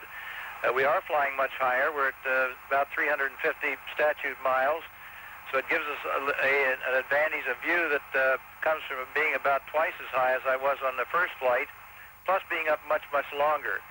And we're taking many, many pictures and trying to record things that the geographers and the geologists want to know about. So we hope we have a real storehouse of knowledge when we get back. Alicia? Alicia Acuna, Fox News. I have a personal question for you, Senator Glenn. Have you had a chance to talk to your wife, Annie, since you've gone up, and is there anything you'd like to say to her now? No, haven't had a chance to do that, but I'd be very surprised if she wasn't there in the back of the hall with our son and daughter, Dave and Lynn, someplace there. Maybe they're watching on TV, but I sure want to say hello to them, and I haven't had a chance to talk to them directly yet. Maybe that'll come a little bit later in the flight, but I know they're getting a big kick out of just watching some of these things and seeing the things that we sent down before, and I certainly send my love to them, and we'll be back shortly. Senator Marcia Dunn with the Associated Press. As a former test pilot, I'm wondering how tempting is it for you to get at Discovery's controls, and have you had a chance to sit in either of the pilot seats? I've snuck up there and sat down a couple of times just to see what it feels like, I must admit. But, you know, Kurt here's on his 5th flight, and he was commander on the last flight. And it's they go to school and train for years and years and years on this, and would I like to do that to have a chance of being in command of a flight sometime? Yes, but I think I am a little old for that, I guess. But it requires a lot of work for many, many years, and Kurt's done a superb job of running this whole flight so far, and I'm sure it's going to go that way the rest of the flight. Irene Brown with UPI. Senator Glenn, on a personal level, have you gotten what you wanted out of this second space flight, and do you think the experience will change you at all? Well, I don't know that the experience will change me at all, but the whole flight experience, all 9 days that we'll have eventually, will be the total experience up here. We're working on projects all the time. Just living in space is a new experience where you're free floating around. I didn't do that before because in Project Mercury, the spacecraft there was just big enough that you were strapped into it, and all you could do was loosen the straps a little bit, and there was no place to float to. So you felt as though you were moving with the whole vehicle. This is a completely different feeling here, where you're free floating, and the main thing, though, is not just our personal experience in that area, but the fact that we're using space up here for benefit of everyone. As I said a moment ago, we're here for one purpose, really, not just to float around and enjoy ourselves and look out the window, but to record things as you look out the window and record things that will give us some benefit on Earth, and do the research and the experiments here that benefit every single person in every home across America. Senator Glenn, this is Stephen Young with Reuters. On Friday in TV from the cabin, you seem to be clinging to the handrails to hold yourself steady, but by yesterday you seem to have got your space legs and were floating around a little more comfortably. I wonder if you can talk a little bit about what it takes to adapt to that environment and whether you were trying to avoid the sudden head movements that can cause space sickness. Well, I think what happened the other day was I was the last one on the end, perhaps, the other day there, and I didn't have a foot loop to hold myself down. And today I managed to get on it right here, and my right leg is in a foot loop. So I'm a little more stable today than I was the other day, but it does take a lot of getting used to just to walk, or not to walk, but to float around here, because you can easily put in too much momentum and wind up going head over heels before you run into a wall or the ceiling or someplace and get yourself back under control again. Deborah? Deborah Fowler, Time Magazine. Senator, couldn't you share with us the effect weightlessness has had on any aches and pains you may have had before the flight? Well, I didn't have many aches and pains before the flight, and I don't think anything has much changed up here so far, at least. It'll be interesting when we find out, if our bodies stretch out some up here, and they say that sometimes people have a little back uneasiness when that happens. That stretching out an inch or inch and a half or 2 inches is going to suit me fine, because I always thought I was just about the right weight on Earth, except I was about 3 inches too short. So space is a natural for me, I guess, to come up and be a little taller than I've ever been before. Unfortunately, I understand that goes away in the first day or so after you get back on Earth. Warren? Senator, age-related research has been cited as the main reason for this flight, and a lot of people, particularly elderly people, want to know how you're faring. I'm wondering how freely available will the results of your medical test be after this mission? Will you allow their release soon after they're analyzed, perhaps even waiving some of your privacy rights to make sure they're let out? Well, I'm sure that any of the scientific material that's going to benefit anybody will be let out. This came up before the flight as whether I was going to release all of my medical records going way back, as I understood it. And no one wants to see that done, because that just sets a bad precedent for other astronauts. But as far as the the information that is gained by my being up here, there won't be any doubt that that will be given to scientists and will be open and available to everybody. But it'll take some time probably to analyze that when we get back. And if that requires a waiver, why, we'll look into it at that time and see. But so far, I know of nothing that would prevent the release of that kind of information. Obviously, the reason I'm up here is not to keep everything secret. The reason I'm here is to hopefully make it beneficial to everybody there on Earth, that we can learn something about the sleep conditions that trouble about a third of the older Americans, some 34 million Americans over the age of 65. That figure, incidentally, is going to be about 100 million by the year 2050. If we can learn some things like that and why muscles degrade even though the exercise continues, body's immune system changes, things like that can be done by blood, can be determined how I compare with other people by blood analysis that we've already taken a number of samples of. Why, that's what we're here for, and so that information will be released and be available, I'm sure. But I'm not just going to say that I'm going to open up all my medical records back over the last 40 years for everybody to pore over, but I'm sure the scientific information that will benefit people in the future will be released. Tom? Senator Tom Deemer with the Cleveland Plain Dealer. Last night you were supposed to wear the sleep cap for the first time, I think, with the electrodes attached to it. Did you wear it? Was it uncomfortable? How did you sleep? And I understand it measures dream activity, REMs. Did you have any dreams that you want to share with us? No, I didn't have any dreams, Tom, but we didn't put the sleep net on last night. That doesn't happen until this evening. When we end our space day today is when we'll go into the sleep mode and be having all that sleep net and the EKGs and all that goes along with it. I'll have some 21 different body parameters being measured all during that sleep experiment, and we'll do that, I believe it's 4 nights during the rest of the trip. So we should have a pretty good baseline of information on how I respond to that. Whether that'll be conclusive enough or not for elderly people, I don't know, but we're hoping to open up this area of research, and I'll be a data point of one, and I hope certainly that we'll add to that with other people coming up later on other flights, so that at the end of 5 or 6 or 8 years, we'll have a number of data points of people my age, so we really have a good database on which to draw and can learn a lot of things from it. Paul? Senator, this is Paul Hoferston with USA Today. On a philosophical note, could you tell me the church has played a central role all through your life. How would you say that spaceflight has strengthened your faith, and have you had any time to pray on orbit? Well, I pray every day, and I think everybody should.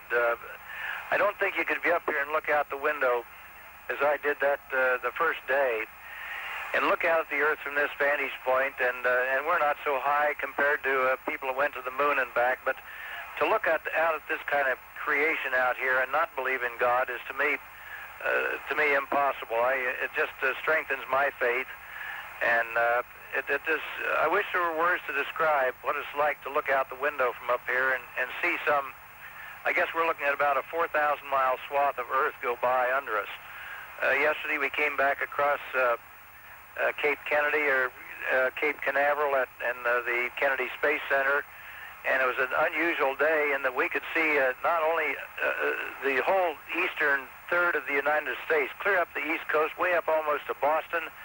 And I thought I was misreading what I was seeing, because I thought I could see the Great Lakes laid out way up on not quite to the horizon. In other words, we were looking clear up into Canada. And we got some pictures of that I hope will come out when we come back. But to see that laid out like that and see the Earth from this vantage point here only strengthens my beliefs. Senator Glenn, Guy Clavel, Agence France Presse. You are aboard Discovery with a European and a Japanese astronaut. How do you feel about the fact that space became such an international venture? When I started out in space, it was a space race. And while I always thought we would use space as a laboratory, as we're doing now, nevertheless, much of the emphasis and the backing for space was on the space race. And now I'm glad that space is going to be used for an international space station, because that will let some 16 nations all work together in space instead of figuring out different ways to do things to each other on Earth that aren't good. That to me is a very major step forward. It's a thing that binds people together, not separates people. Back in those days, the space race, we were we were really into it, and at that time, the Soviets were using space and their preeminence as a selling point for communism. Now, those days have passed, but we had that very much in mind back in the days when we were first trying to get going. So I'm glad we have other nationalities on board. Pedro and Shockey are both here and doing such a great job, and it's a pleasure to fly on a real international crew like this. Mr. Murayama. Tomoe Murayama from NHK Japan Broadcasting, representing Japanese media. Senator John Glenn, you are conducting a lot of experiments with Japanese female astronaut Chiaki Mukai. How do you see Chiaki as a partner in discovery? And could you tell us some episodes about life in space with Chiaki? Well, I've been working with Shockey on several experiments up here, and I tell you, she's one of the most energetic and most competent crew members aboard. I called her Miss Nuclear Energy one day, and because I think she is just a bundle of energy and going and very competent. And of course, she was an accomplished doctor before she ever came to the space program, so she's doing a wonderful job. And she's such a pleasant person. She's always easy to get along with and a bubbly personality. So we have a great time. Shockey's a wonderful person to be up here with, and I'm sure she's doing a great job. And she'll be a real heroine when she gets back to Japan after this, and should be. Tim? Tim Gaffney, Dayton Daily News and Cox News Service. Senator, was your launch and ascent into orbit about what you expected? Was it different? And did it evoke any emotions you might be able to share with us? Well, it was very different from the Atlas. You know, the Atlas, when it lifted off the pad, barely had enough thrust to get going and to just exceed the weight of the booster and the spacecraft. So it was a very gentle liftoff. Then it got up to, at the end of it, just before insertion into orbit, it got up to about just a little under 8 Gs. Now, this time around, of course, the liftoff from the pad is more sudden. You're strapped down on the pad, and when the big solid boosters light and the hold-down blocks are blown, you pop immediately to about 1.6 G, so you feel as a more sudden start. It's not debilitating or anything, and that part of it was probably less stressful and less of a punch in the back than I thought it would be. Now, you feel the rumble, you hear sort of the rumble in the background, and you feel the shake and shudder of the booster, particularly while the solid rockets are thrusting, and before they burn out and are popped off at about the 2-minute point. That's a point that was a bit of a surprise also in the noise that it makes when those solid rocket boosters are detached from the orbiter that's going to continue on up. From there on up is a smooth ride, a little shudder, and you can hear some of the roar in the background a little bit, and then it gradually builds up to about 3 G just before insertion into orbit. So it's a different kind of ride, but one that was very, very pleasant and good, and the 3 Gs obviously was something that had to be designed for this type craft. It was going to be, if it was going to be used as a laboratory.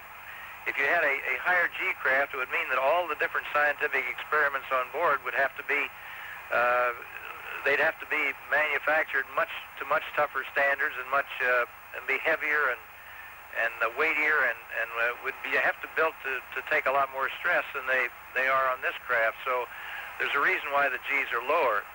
But this is literally a flying laboratory up here with all these different experiments on it, and we're just glad the thing is going so well and that liftoff went so cleanly. And I think everybody likes to see the solid rockets detached off that, because it's you sort of view it as you have redundancy in almost every department on board with engines and all the other systems once you get by that solid rocket phase. So everything went very smooth, and it was much as I expected, but probably maybe a little less strenuous as far as the initial launch right off the pad goes. Mark? This is Mark Carreau, the Houston Chronicle, for Kurt Brown. Before the mission, you said you were eager to see Senator Glenn's face when he saw the Earth again for the first time. Could you sort of set the scene for us and tell us how that event unfolded and what your feelings were when you reacted to whatever the senator did?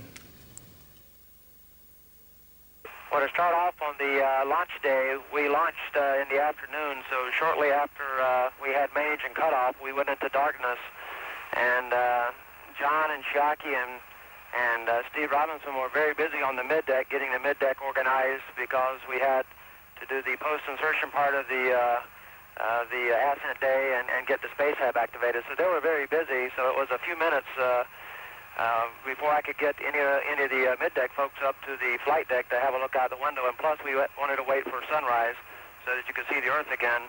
And so actually, I had to call John from the middeck to get him up to the flight deck and have him look out and take a gaze at the planet below. And as you can imagine, it's a very neat experience. And John, yes, he did get a huge smile on his face. And as I commented the other day, it was, that's all there was on his face was this big, huge smile. And he looked at me and looked at the other crew members and shook his head and just said, "Boy, is that beautiful or what?" And then we had to get back to work. But I'm glad that we all got a chance to see John when he had that first view. And it's the same way even for space travelers that's been in space a number of times.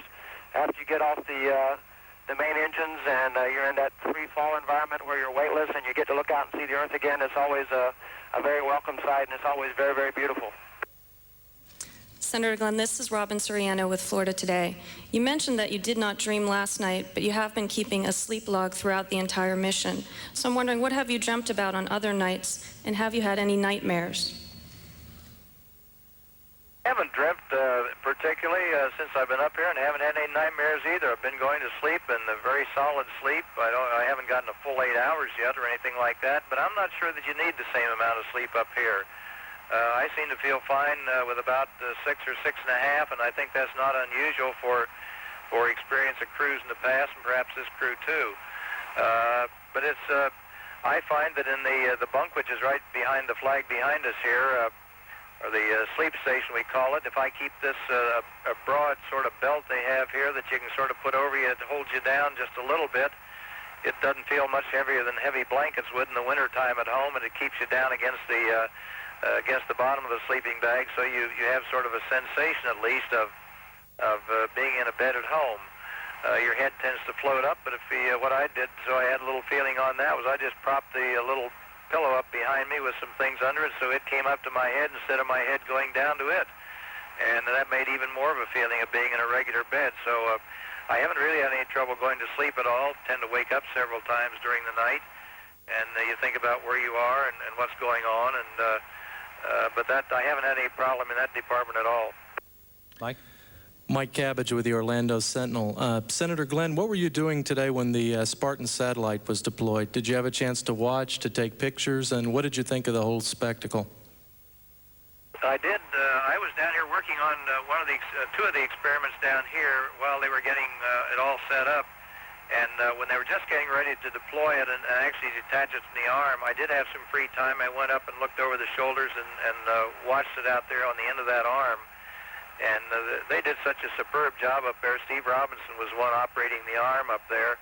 And when it detached so cleanly and went through its initial performance of checking its own control system, that was just something to behold. The sun was beautiful on that, and as it drifted away then, as Kurt moved this Discovery away from it, you could feel the thrust of the thrusters shuddering to start us off on a different trajectory, so that we've departed from it.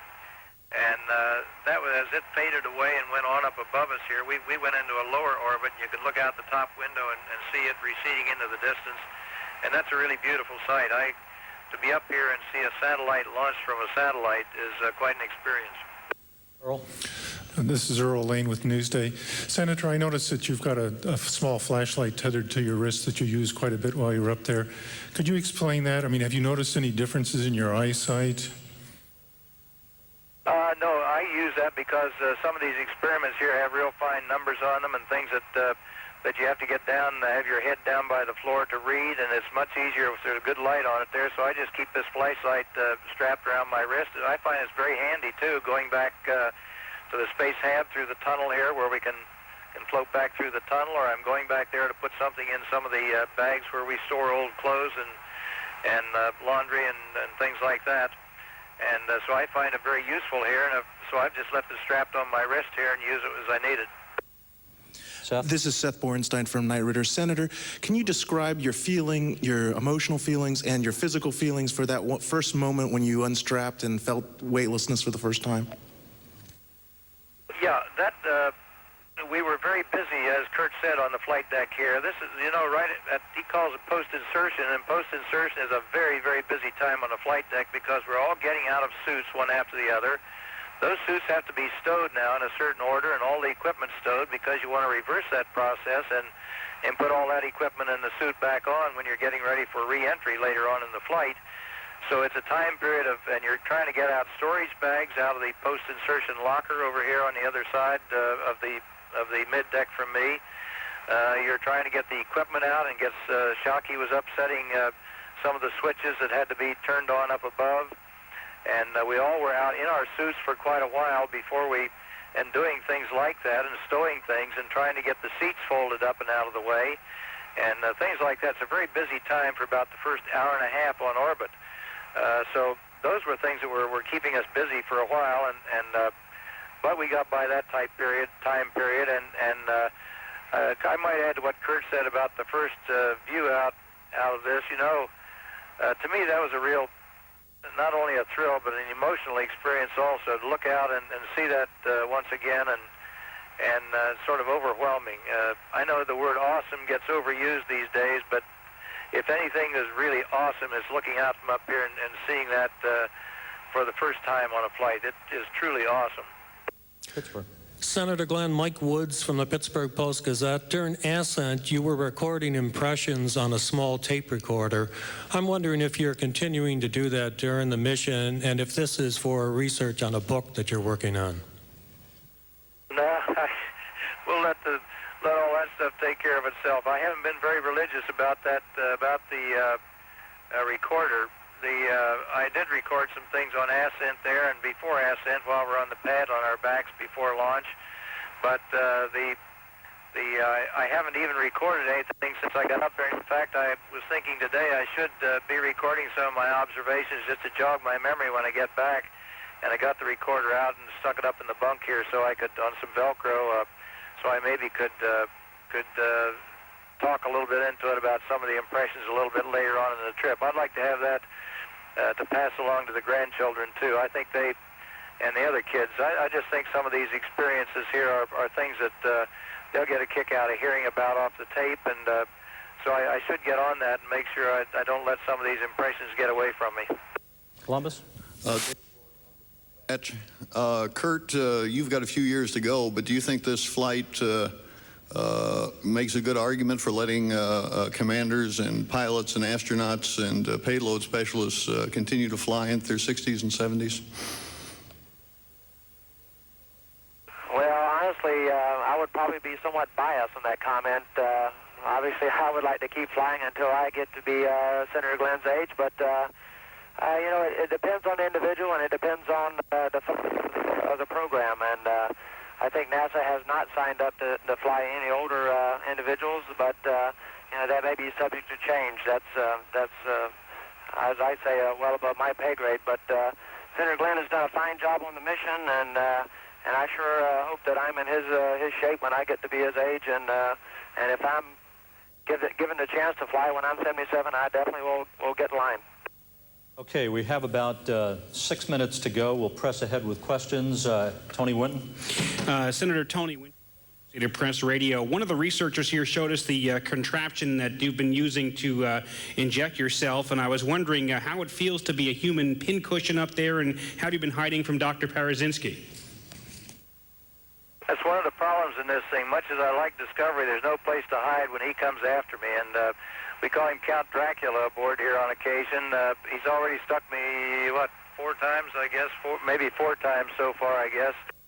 And there'll be more as we come back. We got another bloodletting tonight, I think. And then some of the things behind me here on the locker are equipment that I use to process the blood sampling, and then we centrifuge samples of blood and put it in a freezer to bring back to Earth for better analysis and more complete analysis than we can do here. But we have a complete blood analysis unit here on board that I use to do all the blood sampling that I'm giving and that Pedro is giving. So that takes quite a while here, and I have to set up for it and calibrate it and all of that. So, and that part has been going well also. So we're a little flying laboratory here, and do I enjoy getting stuck with needles? No, I don't. But if it can do somebody some good, and if we're learning something by it, that's the reason we're up here, and maybe by that we can benefit a lot of people eventually. Senator Glenn, it's Marcy Fleischer from WBNS TV in Columbus. You look to be enjoying every minute of this trip, and everyone says you're doing wonderfully. With that in mind, do you think you may try to convince NASA to send you one more time? Well, I think if Annie's in the back of the room there, you better clear it with her before I make any comment on this, or I'm about to get myself in trouble. Oh, I think at my age and so on, I think this is likely my last flight, but you have to get Annie's clearance on that. Annie became an enthusiast, though, for this flight. I'm not sure she'd sign on for many more. But please give the people back in Columbus there our best regards, and we're having a great time up here, and go Bucks tomorrow. Senator Barry Bagnato from CBS News. NASA does not have any plans in the near future to fly any other older Americans. Would you encourage them to change their thinking on that? And what other roles could older astronauts play in space? Well, one of the things that I hope to bring back is good enough information off this flight that NASA and NIA will want to continue it. I'm a guinea pig. There's no doubt about that. There's a guinea pig for a good purpose. There's some 8 or 9 different things that change in the body up here on bodies of younger astronauts. Those same things occur as part of the natural aging process on Earth. Actually, they've charted about 50-some changes that occur in the body up here in space, but there are about 8 or 10 of those that are very similar to the aging process right there on Earth. Those are the things that I am just opening the door or just starting research on here on this trip. I won't be able to look into all 10 of them, but there are things like balance and osteoporosis and body's immune system changes, cardiovascular changes. All of these things occur as part of the natural process of aging on Earth. Now, if we can compare what happens to me on this flight with some of the younger people with a view toward determining in the human body what turns these things on and off, there could be tremendous advantage to it. And I'm hoping that we bring back good enough data that NASA and the National Institute of Aging will want to continue this kind of research. And if they do, well, if I come back with data that doesn't mean anything, I suppose that we'll take care of that. But I don't think that'll be the case. I think that what we'll find is it will be of value, and the NASA and NIA will want to continue with occasionally sending up older folks to add to that database. Mr. Cronkite? Gentleman Walter Cronkite again. They tell me we might have time for a start of a second round of questions. I'd like to ask Kurt Brown, if as spacecraft commander, the old man has given you any trouble up there. Is his walker getting in your way?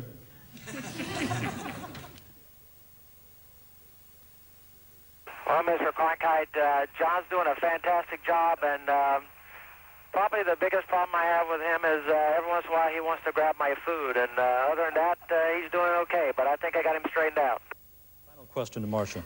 Yes, Senator, this is Marcia Dunn at the AP again, and I'm curious to know if there's any discomfort whatsoever you're experiencing a weightlessness, and if not, is it just that Mercury astronauts...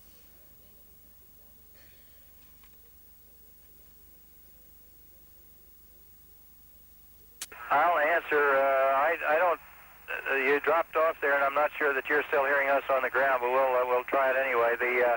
I have had no discomfort. The only thing that happens to everybody here is when you go through a fluid shift, where the fluid out of your lower body shifts and your face becomes puffy and your face is round.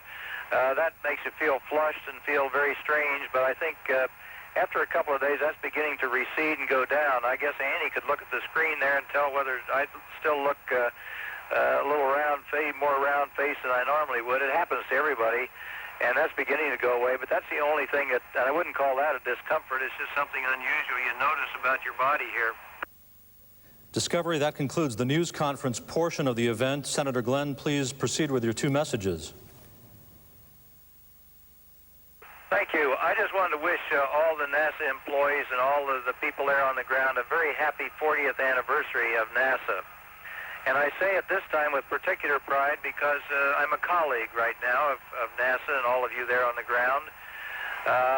I'm probably one of the few among you who was around and was part of NASA at a time back when NASA had just been formed. when the Mercury astronauts were being picked was late 1958, just after NASA had been formed out of the old National Advisory Committee for Aeronautics, NACA at that time. So I go back a long ways in Project Mercury, and things have developed now where we're using space as we thought it should be used, as a laboratory. And a laboratory not for war, but a laboratory for peace, a laboratory that leads on to the International Space Station, in which we have all these nations cooperating together. And it's been a wonderful 40 years for NASA. And I just wish NASA not only another 40, but many 40 years as we move on out into our solar system eventually, as we do more research. You know, the reason we're up here is not just for us to have some experiments and experience. We're up here for only one reason, and that's to add to our human understanding on Earth, our storehouse of knowledge that benefits everyone all over this Earth. As I said earlier, to make more gentle, perhaps, life on Earth and make a better life. And, you know, it's been our questing American spirit that has done that in the past, our curiosity about the new and the unknown. Every advance that occurs because someone is curious about, can't we learn something new and can't we do something differently or add to our storehouse of knowledge? And that's the basis of all progress. And that's what this is all about. So it's a real pleasure to wish every NASA employee a happy 40th. In fact, I think we should add all of America congratulating NASA on what's happened in the last 40 years and wish them at least another good 40 years in which I'm sure we'll learn even more. And Senator, I believe you have one more message for us. I do indeed have one more message. You know, it's just a couple of days here until the election comes up. And I've been through many elections in my life, and I consider public service not only one of the highest callings you can have outside the ministry. I look at it that way. But it doesn't happen just by itself. It happens as people get out and vote. And I'm proud to say that all of us on this flight voted by absentee ballot before we left. And so I just hope everybody does get out and vote. When you don't get out, if you don't get out and vote, you give up your franchise to somebody else. And that's not the American way of doing things. We are all part of this democracy of ours, and unless you get out and vote, you're not really participating the way you should. We only go ahead and we elect good people to public office only by you getting out and voting there, everybody that's watching this program. So I just hope that on Tuesday, everyone gets out and vote. If you can't vote in person, get an absentee ballot. It's not too late to stop by and vote in person at this point. So just get out the vote. We've all voted up here. We did that before we left. And I just hope everyone down there, I'd like to see a record turnout vote. Every election should be a referendum on what you want America to be for the future. Discovery, that concludes the event. Kurt, Senator, thank you very much. John Glenn and Commander Kurt Brown from high on orbit talking to reporters here at the Johnson Space Center in Houston, among them Walter Cronkite, our colleague on this mission, as we continue our extensive coverage of John Glenn's return to space. John Glenn admitting he snuck a few moments in the commander's seat, trying the controls on for size, and saying he probably wouldn't want to fly one of the space shuttles. He also Commander Brown was asked what it's like being up in space with John Glenn by Walter Cronkite. And Commander Brown said that John Glenn was sneaking some of his food. He's trying to straighten him out on that. John Glenn says he never got nauseous while up there, although 60% of astronauts do complain of some space adaptation sickness. He says he's sleeping well, about 6 hours per night, but he does wake up every now and again and thinks about where he is and what he is doing. He also says, looking down at what he is seeing, it's hard not to renew your faith. And he said he has been praying in space and thinking a lot about the splendor of creation. That concludes our coverage of this special news conference. I'm Miles O'Brien, reporting live from the Johnson Space Center in Houston, along with Walter Cronkite. More news is coming up on CNN, but first a brief break.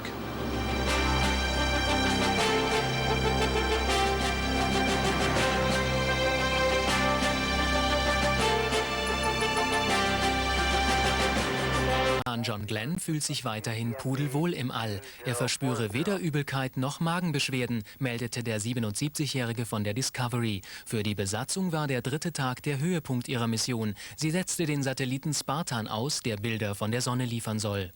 Doesn't care for the bloodletting, as he calls the constant testing, but John Glenn still says his flight on Discovery is fascinating. CNN's Sean Caleb's reports on day 5 of the mission.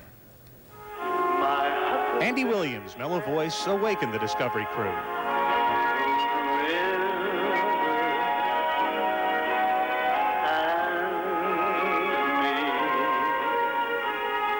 The song idea coming from John Glenn's wife, Annie. Good morning, Discovery. That was great. Couldn't do any better than that waking up this morning. Last night, Glenn and Japanese astronaut Chiaki Mukai slept wearing a contraption like this. Glenn says it makes him look like a bug. It's actually 23 sensors to gauge eye and chin movement, snoring, and breathing.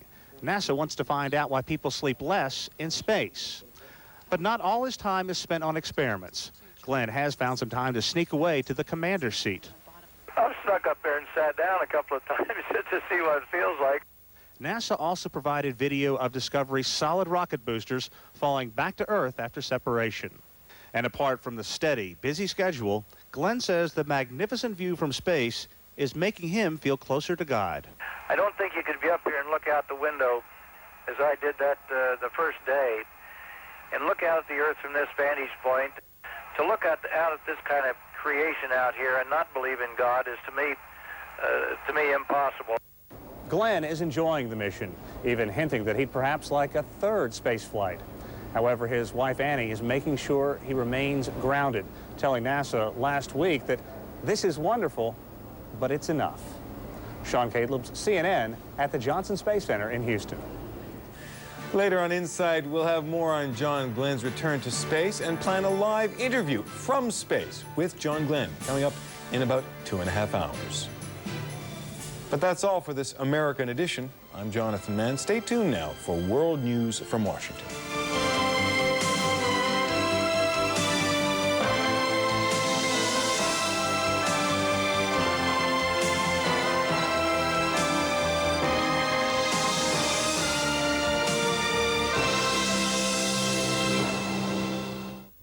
Fanula, in all, they had 7.5 hours of free time. What did they do during that free time? Well, I guess you could probably guess. They looked out the window, enjoyed the view, took some pictures also of the crew members. They're always customarily aboard a shuttle flight as an official crew shot while in orbit.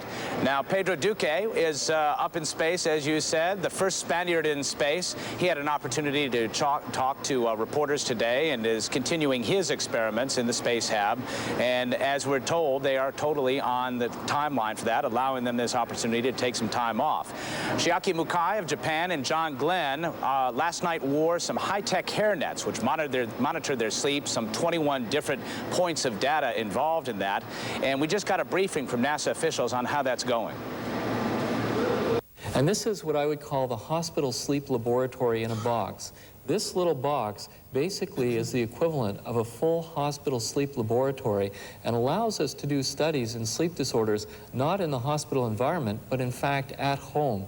And by using this hardware in the home environment, sleep investigators can try to understand sleep disorders in the patient's own environment. The Spartan satellite, which was released successfully by the crew on Sunday afternoon, a $10 million satellite which gazes at the sun, has already provided scientists with some early data, which they say is very good. It's a telescope which focuses on the sun's corona, which is an important thing because it affects communications here on Earth. Scientists there beaming. Chiaki Mukai of Japan got an opportunity to do some exercise today, about an hour's worth. That's very important in space because the scientists tell us that helps diminish the bone and muscle loss which occurs while in orbit. Of course, we've been telling you all along the experiments which John Glenn is involved in are part of this very idea. Why do astronauts lose bone and muscle while in orbit? And John Glenn in particular is trying to understand how that might relate to the older population here on Earth suffering from osteoporosis.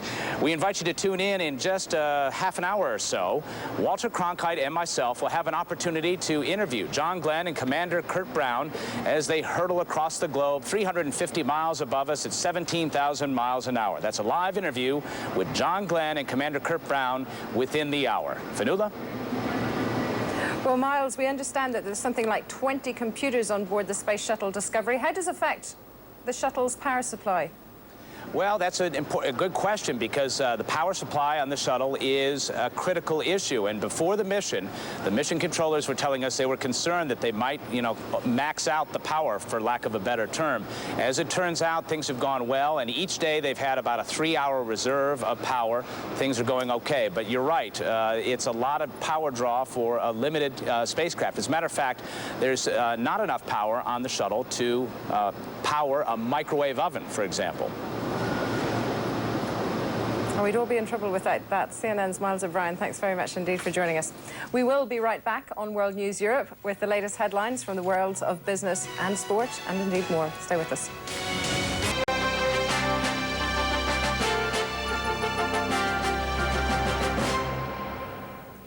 What goes up on the rockets? What comes down? On this edition of Inside, a look at the men, machines, and marketable goods that have emerged from the space program, and a live interview with John Glenn, who emerged, re-entered, and went back up. Hello and welcome. John Glenn is halfway through his record-breaking space mission and feeling good enough at age 77 to contemplate going back up again when this trip is over. Glenn, the oldest astronaut ever to go aloft, may be getting more attention than his 6 crewmates combined. He is also getting a lot more publicity than some other remarkable aspects of the U.S. space program. On our program today, the other right stuff. We begin with CNN's Susan Candiani, who's been taking stock of some earthly benefits of the space program. You know those clever musical greeting cards?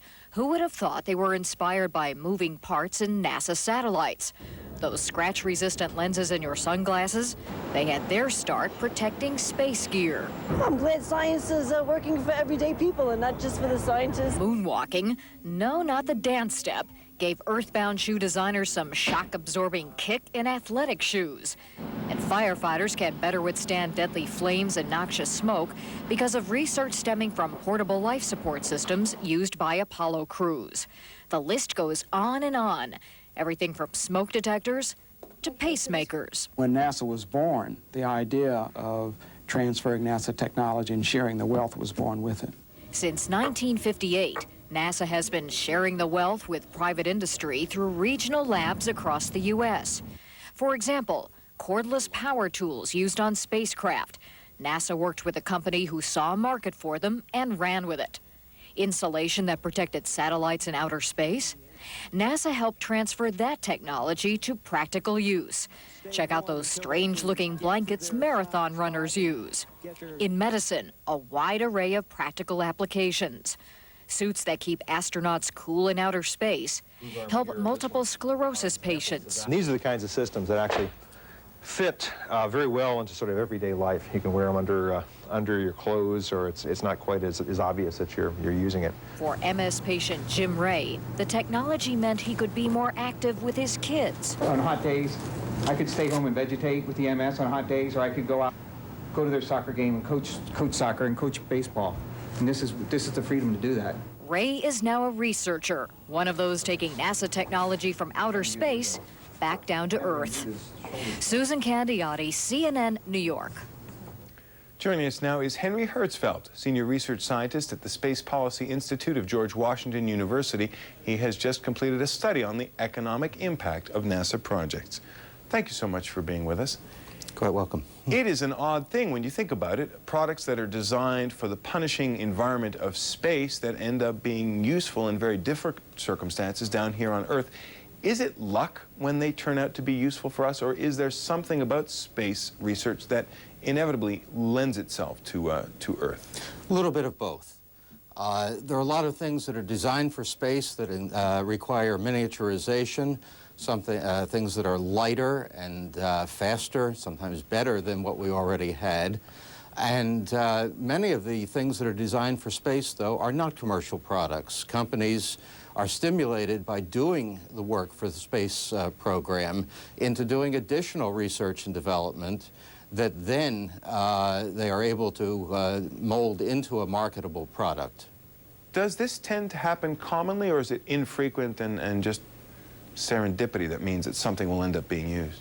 I think it's more common than we generally imagine. Sometimes things are hidden behind other applications that we don't directly see. For example, in life sciences, NASA spent a lot of energy and paid a lot of attention toward remotely monitoring the astronauts in space. And that has led to a number of medical instrumentation benefits that are used in hospitals, used in laboratories for testing, have tremendous economic and social human value, but we don't see those things the way if we go into the five and dime store.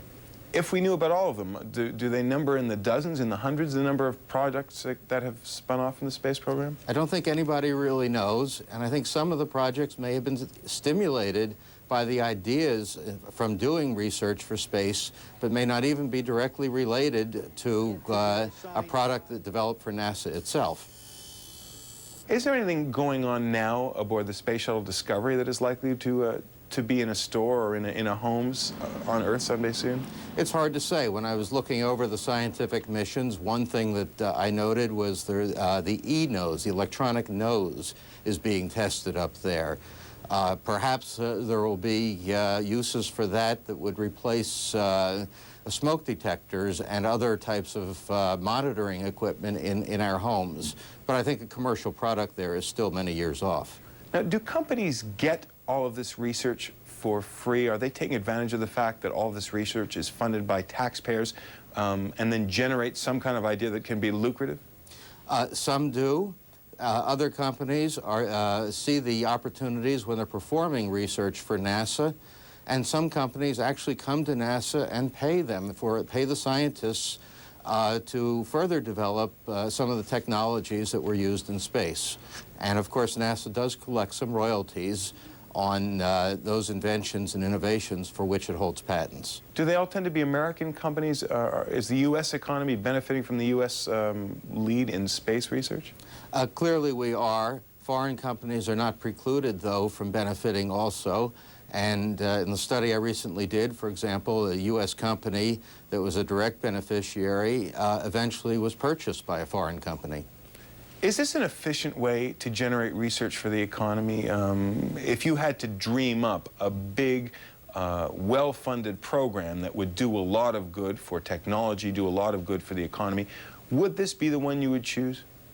I don't think that's the right question. NASA had a mission to go to space to keep human beings alive in an adverse environment, for example, and in doing that, a number of things developed. We often can't focus the research beforehand because we don't know where all research will lead. And I can't guess before the fact, and most people can't. Although from most of the federal research and development efforts, we've seen a lot of future products that have come out from that. Henry Hertzfeld of George Washington University, thanks so much for this. You're welcome. Thank you. A reminder that later in the program, we'll be bringing you a live interview with 77-year-old John Glenn aboard the Space Shuttle Discovery. Before that, though, we are going to look at the future of unmanned space exploration. It is a fascinating field with probes being sent to places never before seen by people. 3, 2, 1. Main engine start and liftoff of the Delta rocket with deep space. One of the most interesting and important projects got off the ground just over a week ago. NASA launched a new breed of spacecraft called Deep Space One.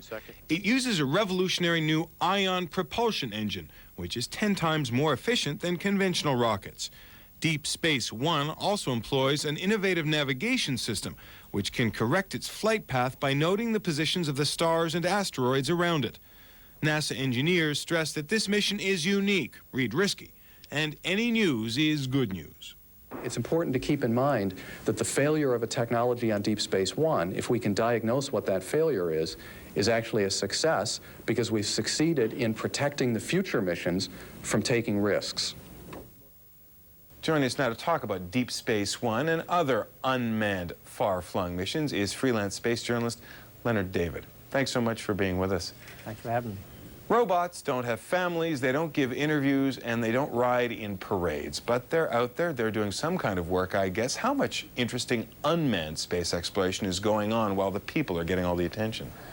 Quite a bit. Already just in the last couple of weeks, as you mentioned there, Deep Space One got off the ground with a whole host of new technologies that will sort of revolutionize our spacecraft in the future. There's really a lineup of spacecraft ready to go now, even at the Kennedy Space Center, ready for launch. Stardust is a mission coming up in February. There will be 2 Mars missions, one in December, one in January, that will lift off. So it's really almost a buckshot approach to space travel for robots, and you'll see a number of these spacecraft going off to all kinds of different directions. Is there a division of labor? Are there some kinds of jobs that astronauts ought to be doing aboard the shuttle and other kinds of jobs that it will fall to unmanned missions to do most appropriately?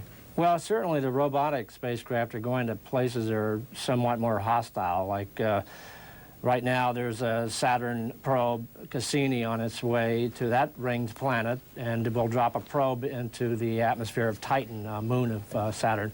This is a place we're not quite sure what kind of atmosphere it has, the kind of surface that particular moon has. So there are dangerous places in space that these, that basically the robots are doing the precursor work. I want to ask you about Deep Space One, because one of the things we touched on very briefly there is ion propulsion, which sounds like it comes out of a science fiction comic book. Can you explain it to lay people? Well, it's a xenon fuel that's basically what they've got on board the Deep Space One is a small amount of this fuel, so you don't have to carry large fuel tanks. So it's basically an ion thruster that thrusts for long durations over long periods of time to get up to a certain acceleration. And you can, this particular one is going to an asteroid and perhaps a comet later on in its mission. There are other propulsion concepts in the future that I think we may see in the next couple decades. I'm very interested in the potential for interstellar travel. And there you get into propulsion schemes that people talk about, antimatter and fusion rocketry. So Deep Space One is a real interesting mission that sort of, again, cuts in the future and shows us how new propulsion schemes will allow us to go almost anywhere in the solar system and outward. It sounds like the real cutting-edge space science, the really interesting space exploration is going to be done by unmanned craft. I'd say in the next couple decades, we're just going to see a lot more small probes going to a lot of different places.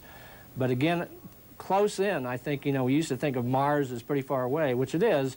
But I think as more probes go there, we'll become more familiar with Mars, and Mars is the target for, again, eventually human landings at some point, perhaps somewhere in the 2011-14 time frame is what some people project.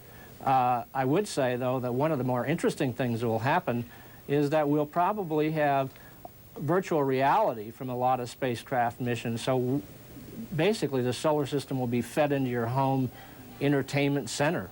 So you, too, can explore along with the Jet Propulsion Lab and the NASA space scientists. That's amazing. Now, you mentioned very quickly in passing Stardust, which has a funny name, just like Deep Space One. What is Stardust doing? In February, it'll launch and go to a comet, Will 2. It takes several years to get there. 2004, it'll shoot by the comet and actually has what they call aerogel, which, by the way, John Glenn is making some aerogel on the shuttle right now. But it will also capture the dust particles that come off from comet, then reroute those dust particles in this captured aerogel and return them to Earth in a return capsule in a 2006 time frame. Is there any way to quantify how much scientists learn from those kinds of trips compared to the one now, for example, being made by the Discovery crew?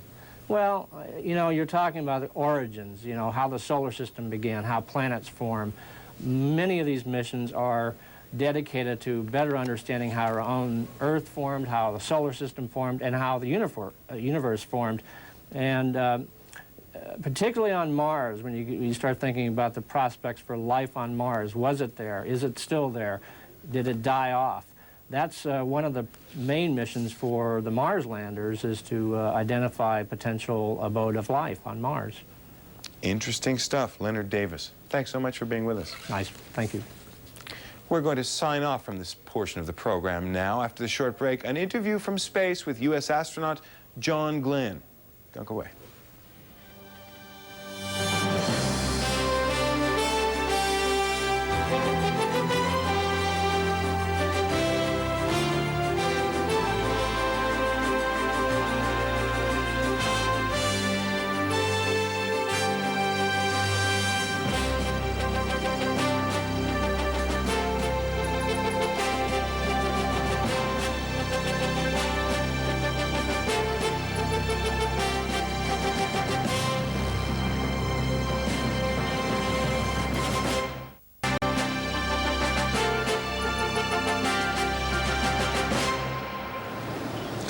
Hello, live from the Johnson Space Center in Houston, Texas. I'm Miles O'Brien, Walter Cronkite at my side. We are moments away from an interview with John Glenn and Commander Kurt Brown as they hurtle across the globe, some 350 miles above us, 17,000 miles an hour.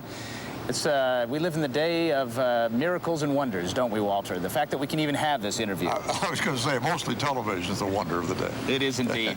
Now, you've had an opportunity to see John Glenn up close and personal for many years. Some 40 years you've known him, and you've seen him in orbit. Yesterday you were at that news conference asking questions of him. I'm curious, you can, of course, looks can be deceiving, but nevertheless, you get the sense that he's a kid in a candy store. Oh, I think he's having a ball out there. I really do. He's wanted this for so long. For 36 years he's wanted it, and he's finally gotten into the candy store. All right, he's clearly enjoying it. He's working hard, very hard. His timeline for all of these experiments is a very intensive set of work, but with all of that, he's enjoying it. All right, the crew today got a chance for some extra enjoyment. They had 7.5 hours of downtime. It's midway through the mission.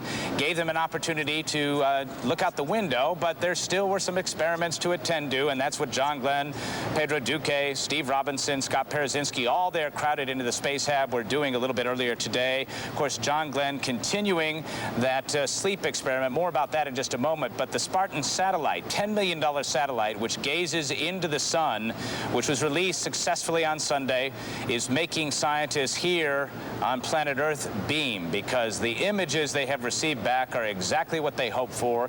Gives them some information on the sun's corona and the so-called solar wind, which can adversely impact communications here on Earth. Now back to that sleep experiment. Researchers here in Houston are very pleased after Shiaki Mukai and John Glenn wore this high-tech hairnet, for lack of a better expression, last night. Let's listen in to their assessment of how things are going. And this is what I would call the hospital sleep laboratory in a box. This little box basically is the equivalent of a full hospital sleep laboratory and allows us to do studies in sleep disorders not in the hospital environment, but in fact at home.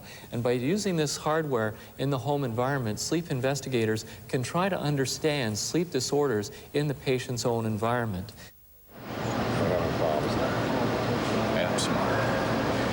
That was Dave Williams telling us about some of the sleep experiments. These sleep experiments are a very critical part of John Glenn's efforts in orbit. There are some 83 experiments in all.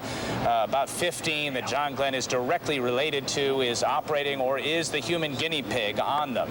Now, CNN medical correspondent Dan Rutz has been looking into some of the science which has occurred on the Space Shuttle mission since the beginning. Here's his report.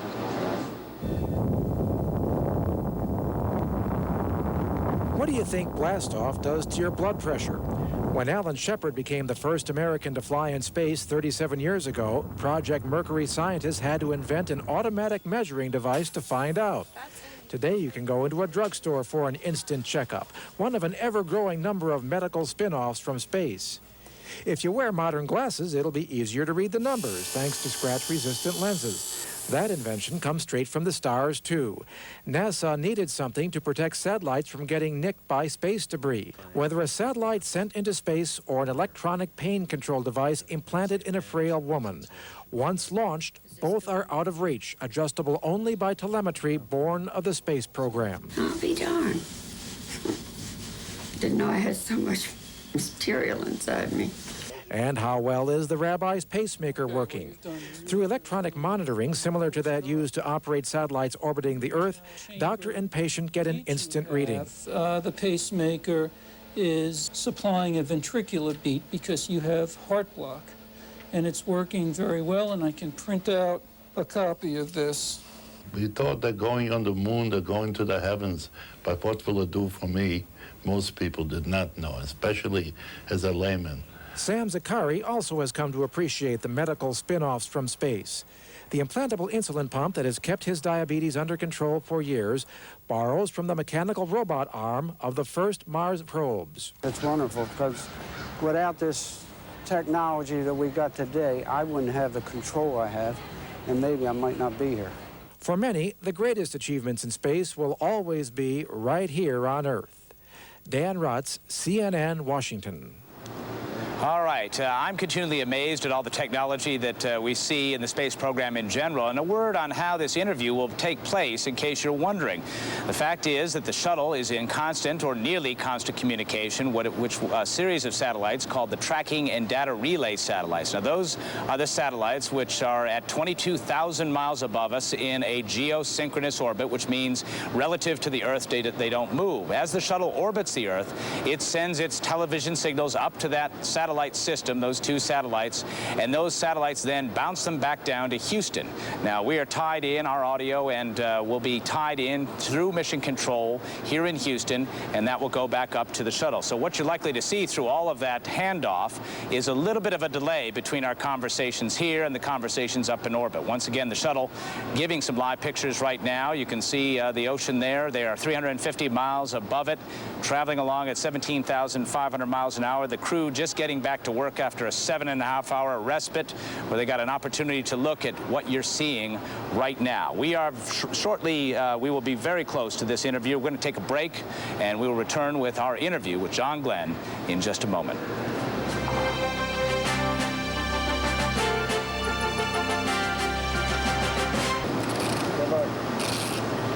Hello, Miles O'Brien with Walter Cronkite, live at the Johnson Space Center. We are just moments away from the live interview with John Glenn and Commander Kurt Brown as they continue their mission of discovery now at the midway point.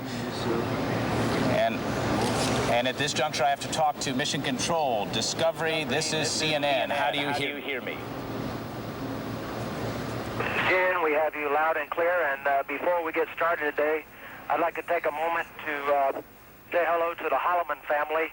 We have a photo of John with us today on board Discovery, and we'd like to thank John for all the things he's done for our space program, and we'd like to say he'll always be in our hearts.